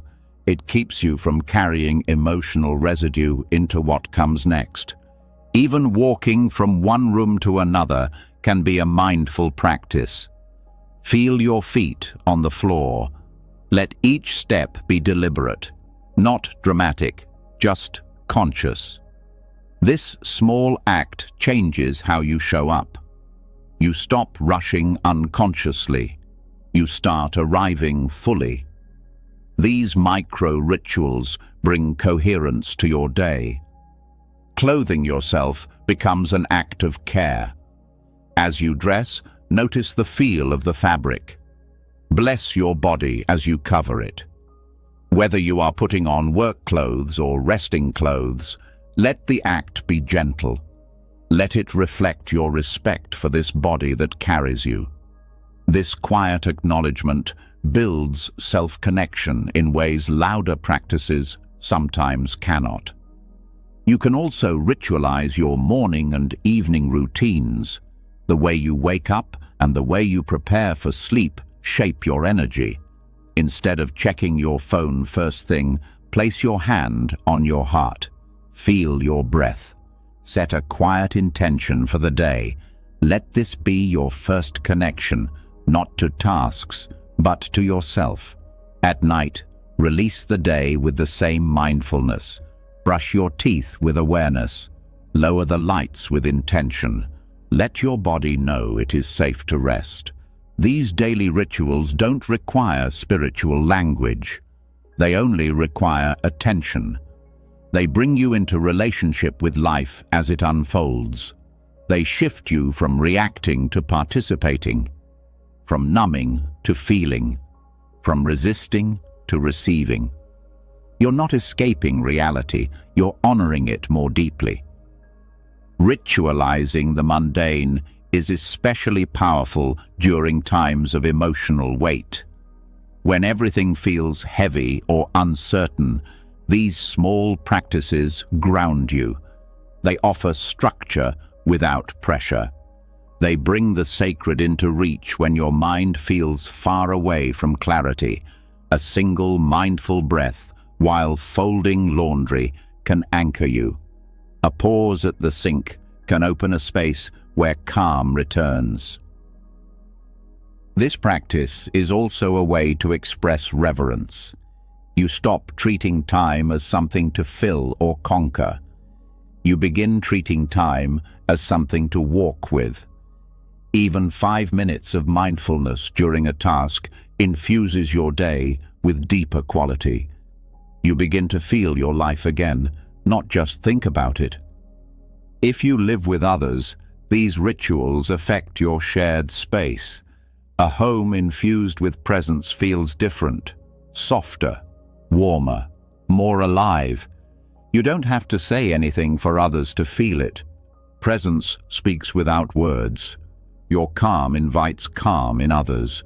Your rhythm settles the atmosphere. You become a quiet center in the space you inhabit. There may be resistance at first, a voice that says, "This is silly," or "This doesn't matter." That voice is part of the conditioning that says meaning only comes from doing something big. But mindfulness teaches you that depth comes from attention, not achievement. These practices matter precisely because they are ordinary. They remind you that you don't have to escape life to touch the sacred. You only have to slow down enough to see what's already here. Over time, these micro-rituals become part of your nervous system. You start to notice when you're rushing or disconnecting. You catch yourself mid-task and come back to breath. This noticing is the practice. You don't need to be perfect. You just need to return again and again with gentleness. Even how you speak can become a ritual. Choose words with care. Let your tone reflect your heart. Speak slowly. Listen fully. This isn't about scripting your life. It's about being present for it. About honoring the energy you bring into each moment. That energy shapes what comes next. There is no hierarchy in mindfulness. Washing your hands with awareness can be just as transformative as formal meditation. It's not about the setting, it's about the quality of your presence. And the more you live this way, the more resilient you become. You stop waiting for peace. You start creating it. So let your day become a string of quiet rituals. Let your breath lead. Let your body soften. Let each ordinary moment remind you that you're alive, connected, and whole. Not because everything is perfect, but because you're present. And presence, even in the smallest task, is what brings you home, again and again, without effort, without needing anything more than this moment, exactly as it is. As you begin to infuse presence into daily routines, something unexpected starts to unfold. Life no longer feels divided between the spiritual and the ordinary. Every gesture becomes an offering, each task a moment of reconnection. But even with this grounded awareness, you may start to sense there are larger forces influencing your energy, patterns that stretch beyond your schedule, beyond your habits, beyond your control. You feel different on certain days.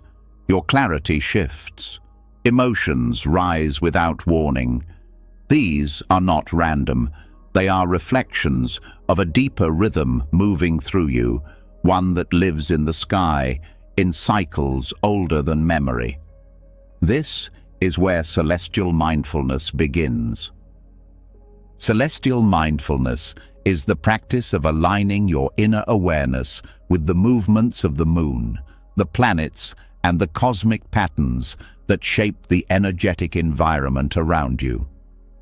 Just as your body responds to the seasons or the time of day, it also responds to the rhythm of the cosmos. This isn't about prediction or superstition. It's about attunement. Noticing how your energy expands and contracts in response to lunar phases, planetary shifts, and solar transitions. The more aware you become of these rhythms, the more harmoniously you can move through change. The moon is the most accessible gateway into this awareness.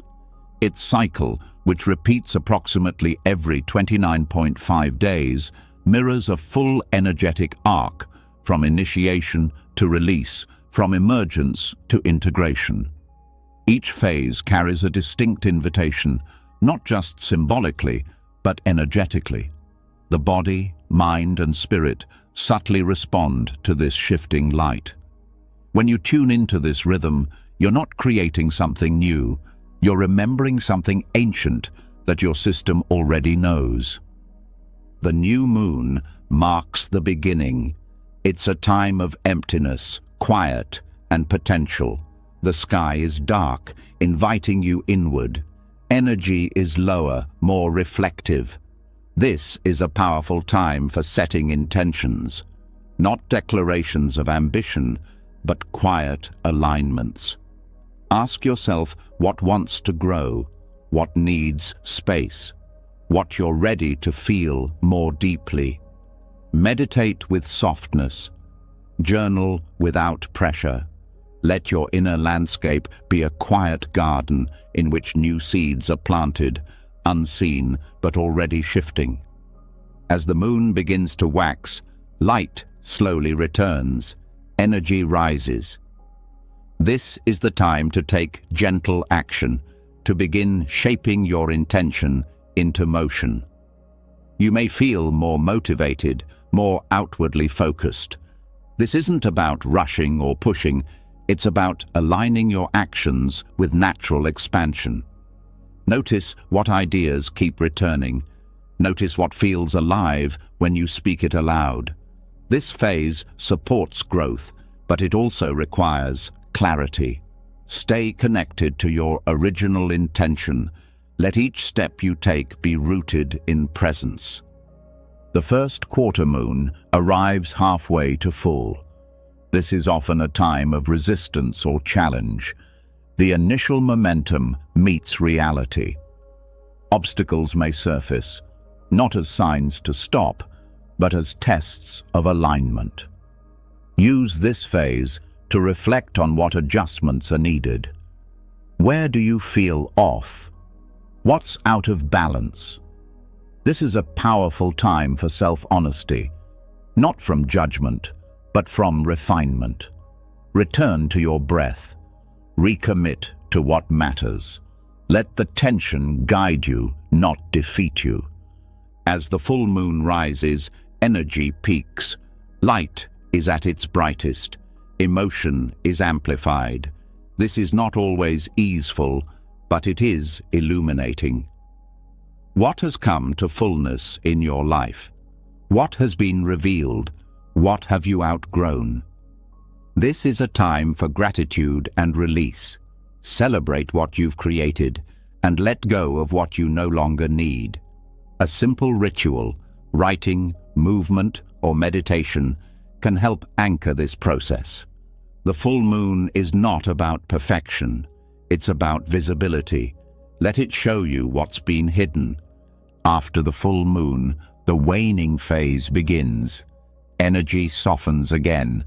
This is a time for reflection, integration, and release. Let yourself rest more. Clear what feels heavy. Revisit your intention, not to analyze, but to notice what's changed. What have you learned? What no longer fits? This is a powerful time for spiritual cleansing. Practices like breathwork, journaling, or gentle movement can help you empty the inner space that's been filled. This is not a retreat, it's a return. As the moon wanes further, it enters the final crescent, the balsamic phase. This is the most inward part of the cycle, a time for surrender, stillness, and quiet. The energy is subtle, intuitive, and soft. Let yourself pause, reconnect with silence, rest without guilt. This is the phase of closing, of honoring what has passed. Trust that nothing is lost. Everything that has moved through you is part of your growth. Let your body and spirit prepare for the next beginning. This lunar rhythm offers a framework for emotional and energetic awareness. When you live in sync with it, you stop resisting your own cycles. You stop expecting constant growth. You begin to understand that stillness, release, and uncertainty are just as sacred as clarity and movement. Your expectations soften. Your inner dialogue becomes more compassionate. Beyond the moon, planetary shifts also affect your energy. The outer planets move slowly, shaping collective themes. The inner planets move quickly, influencing more personal experiences. Mercury, Venus, and Mars reflect communication, emotion, and motivation. Their retrogrades often bring a need to slow down, reflect, or realign. These are not cosmic punishments. They are invitations to pause and recalibrate. Mercury retrograde, for example, often brings disruption in communication and technology, but beneath the surface, it asks for review. What have you been saying without meaning? What truths have been avoided? This is a time for listening more than speaking. Journaling becomes a tool for clarity. Reflection becomes more fruitful than action. When approached with mindfulness, these periods are not chaotic. They are cleansing. Venus retrograde draws attention to your values and relationships. It often stirs old feelings or unresolved dynamics, but it also offers insight. What are you truly longing for? What have you been compromising? This is a time to realign your relationship with self-love. Let the discomfort guide you toward truth. Let your heart speak without interruption. Mars retrograde influences drive and direction. Energy may feel scattered or dull.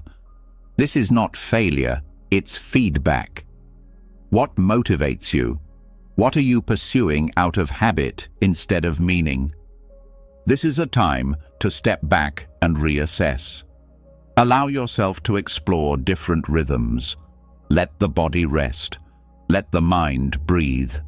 Even the sun's movement through the zodiac brings shifts. Each sign carries a different flavor of energy. Aries brings renewal. Taurus brings grounding. Gemini brings curiosity. Cancer brings emotion. Each month becomes an opportunity to explore a different aspect of your inner world, not to force alignment with astrology, but to use it as a mirror, a prompt. a way of seeing more clearly. Celestial mindfulness also honors the seasons. The solstices and equinoxes mark thresholds, beginnings, endings, balance points. These are natural moments to reset intention, to reflect on what has passed and what is coming. They connect you to the turning of the earth, to cycles of light and shadow. Rituals during these times deepen your sense of rhythm. They root you in something older than thought. To live with celestial awareness does not mean you become passive. It means you become attuned. You still choose, act, and create. But you do so with greater sensitivity. You know when to pause. You know when to push. You trust your timing, not because you always understand it, but because you feel it in your body. You stop moving against yourself. You start listening to something deeper. This practice deepens your sense of belonging, not just to people or places, but to the cosmos itself. You are not separate from the moon's pull or the sun's warmth. Your body is made of the same elements that move through stars. You are part of the rhythm, and when you begin to live in sync with it, life feels less like something to manage and more like something to dance with. Start simply. Track the moon. Notice how you feel during each phase. Journal without expectation. Sit under the night sky. Let silence do the work. You don't need to understand every aspect. You only need to be open. Let the rhythm guide you. Let the sky remind you that presence doesn't end with the earth. It stretches far beyond, and yet always circles back home. As you begin to align with celestial rhythms, you may notice that life feels more spacious. You're no longer rushing to match a false pace. Instead, you're moving with something ancient and wise. You're learning how to trust the invisible patterns that hold you. But even as you grow more connected to nature, to the moon, to planetary movement, there are moments when you need to go inward, when no external setting, no phase or season can fully meet the need for stillness. What you're being called toward now is an inner space, one untouched by the outer world, a place that always waits, quietly, for your return. The inner temple is not a metaphor. It's a felt experience of sanctuary created through attention and presence. It's a space that exists beyond time and form, built entirely within your consciousness. This isn't imagination for the sake of escape. It's intentional inner architecture, a refuge crafted from energy, shaped by your soul, sustained by your awareness. It's where your spirit meets itself without needing explanation or effort. This space is created through visualization, but it's grounded in mindfulness. You begin not by trying to build something perfect, but by getting quiet enough to listen to what wants to appear. Find a moment where you can close your eyes without distraction. Breathe slowly. Let your awareness drop beneath thought. From that stillness, begin to allow an inner place to form, not with pressure or design, but with curiosity. It may begin with a sense of color or light, a doorway, a path, a feeling. Let it unfold gradually. There's no rush. Your only task is to observe what rises. This is your sacred space, and it will be shaped by your energy, your intuition, your unique spiritual memory. There is no right form. For some, it may be a quiet room filled with soft light. For others, a forest clearing or mountain top. What matters is that it feels safe, familiar, and grounding. Once you sense the place, begin to explore it. Notice what surrounds you. Notice the textures, the colors, the atmosphere. How does it feel to be here? Let that feeling grow. Let it settle into your breath. Let it inform your posture, your heartbeat, your presence.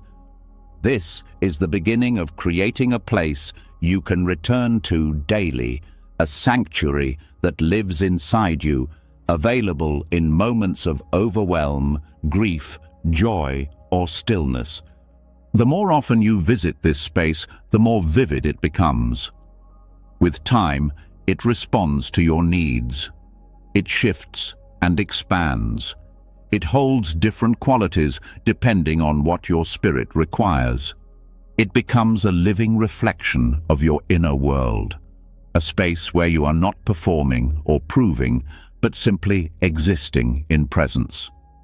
You may wish to place symbolic elements in this space, objects, altars, natural elements, or ancestral symbols. Let these arise naturally. Each object or structure you place carries meaning. It holds energy. It supports the vibration of your sanctuary. Trust what appears. You're not decorating. You're remembering. You're constructing a bridge between form and formlessness. This temple becomes a place of communion. You can enter it to reflect, to breathe, to receive guidance. You may begin to notice that when you sit in this space, insights arrive that feel different than ordinary thought. There's a clarity here, a sense of truth, not shaped by logic, but by alignment. You're not looking for answers. You're opening to wisdom. The inner temple is also a place for healing. When emotion rises that feels too much to carry, bring it here. Let it sit beside you. Let the energy of your space hold it. You don't need to fix the emotion. You only need to create a container where it can move without harm. This is how pain transforms, not through resistance, but through held attention. If fear arises, you can meet it here with compassion. Invite it to speak. Ask it what it needs. Listen without trying to silence it. The temple gives you the safety to feel fully. When held in this way, fear often dissolves or shifts. It loses its charge because it's no longer isolated. It has been acknowledged, seen, and integrated. You may also use this space to reconnect with aspects of yourself that feel distant. Inner child, inner guide, higher self, or any part of your being that holds wisdom. Visualize sitting with them in this space. Let the conversation unfold naturally. Let them speak not as fantasy, but as access to deeper layers of your own awareness. You're not inventing these aspects. You're creating room for them to express themselves clearly. For some, the inner temple becomes a place of spiritual connection. You may sense the presence of ancestors, guides, or a divine intelligence. There's no need to seek this out. If it comes, allow it. If it doesn't, that's equally sacred. The purpose of this space is not to summon visions. It's to return to the stillness within you that remembers who you are beyond role, story, and noise. Use the inner temple as a part of your daily rhythm. Even 2 or 3 minutes of sitting in this space can shift your energy. Before a challenging conversation, return here. After a difficult day, return here. When you wake feeling scattered or anxious, return here. With practice, it becomes easier to enter. It begins to live within you not as something separate, but as a familiar vibration just beneath the surface. This space is also helpful during transitions. When facing a decision, pause in your temple. Don't ask for the answer. Ask to reconnect with your clarity. Often, the body responds differently in this space. You feel whether something expands or contracts you. You feel whether something leads you closer to peace or further from it. That feeling is your compass. You can also infuse your physical life with the energy of this space. Before bed, bring the calm of the inner temple into your body. Let your breath carry it into your cells. Before stepping into a stressful environment, surround yourself with the energy of this space. It's not escapism, it's embodiment. You're not leaving the world, you're bringing your presence more fully into it. In moments of disconnection, trauma, or fatigue, returning to this temple can restore your sense of center. It may not solve the outer issue, but it realigns your inner posture. It reminds you that there is a place within you untouched by chaos, a space of calm, of knowing, of presence. Over time, the boundary between this space and your daily awareness dissolves. You no longer need to close your eyes to feel it. You begin to carry its vibration into your walk, your words, your touch. Life becomes the extension of your inner sanctuary. The sacred is no longer something you visit. It becomes the way you live. You don't need special skills to do this work. You don't need to visualize vividly or create a detailed image. You only need intention, attention, and trust. Whatever appears, however subtle, is enough. This is not about achieving a certain experience. It's about cultivating a space where your soul feels welcome. And when life feels heavy, when the outer world feels too much, when your thoughts feel scattered, know that your inner temple waits, always, without judgment, without noise, without need, just presence, just space, just the quiet knowing that no matter what changes outside, this inner sanctuary is yours. Constant, alive, whole. After over 3 hours of exploring deep spiritual mindfulness, you've returned to yourself again and again with breath, with presence, with truth. You've moved through stillness and sound, through moonlight and memory, through shadow and surrender. You've learned how to hear with your whole being, how to walk with intention, how to find the sacred in silence and in soap suds. You've connected with the cosmos above and the ancestral roots below. And through every moment, you've practiced one powerful thing: remembering. Not remembering facts or philosophies, but remembering your wholeness, the still center within you that never left, the quiet strength that doesn't come from control, but from connection. And now, as this journey settles into your bones, you have something even more valuable than insight.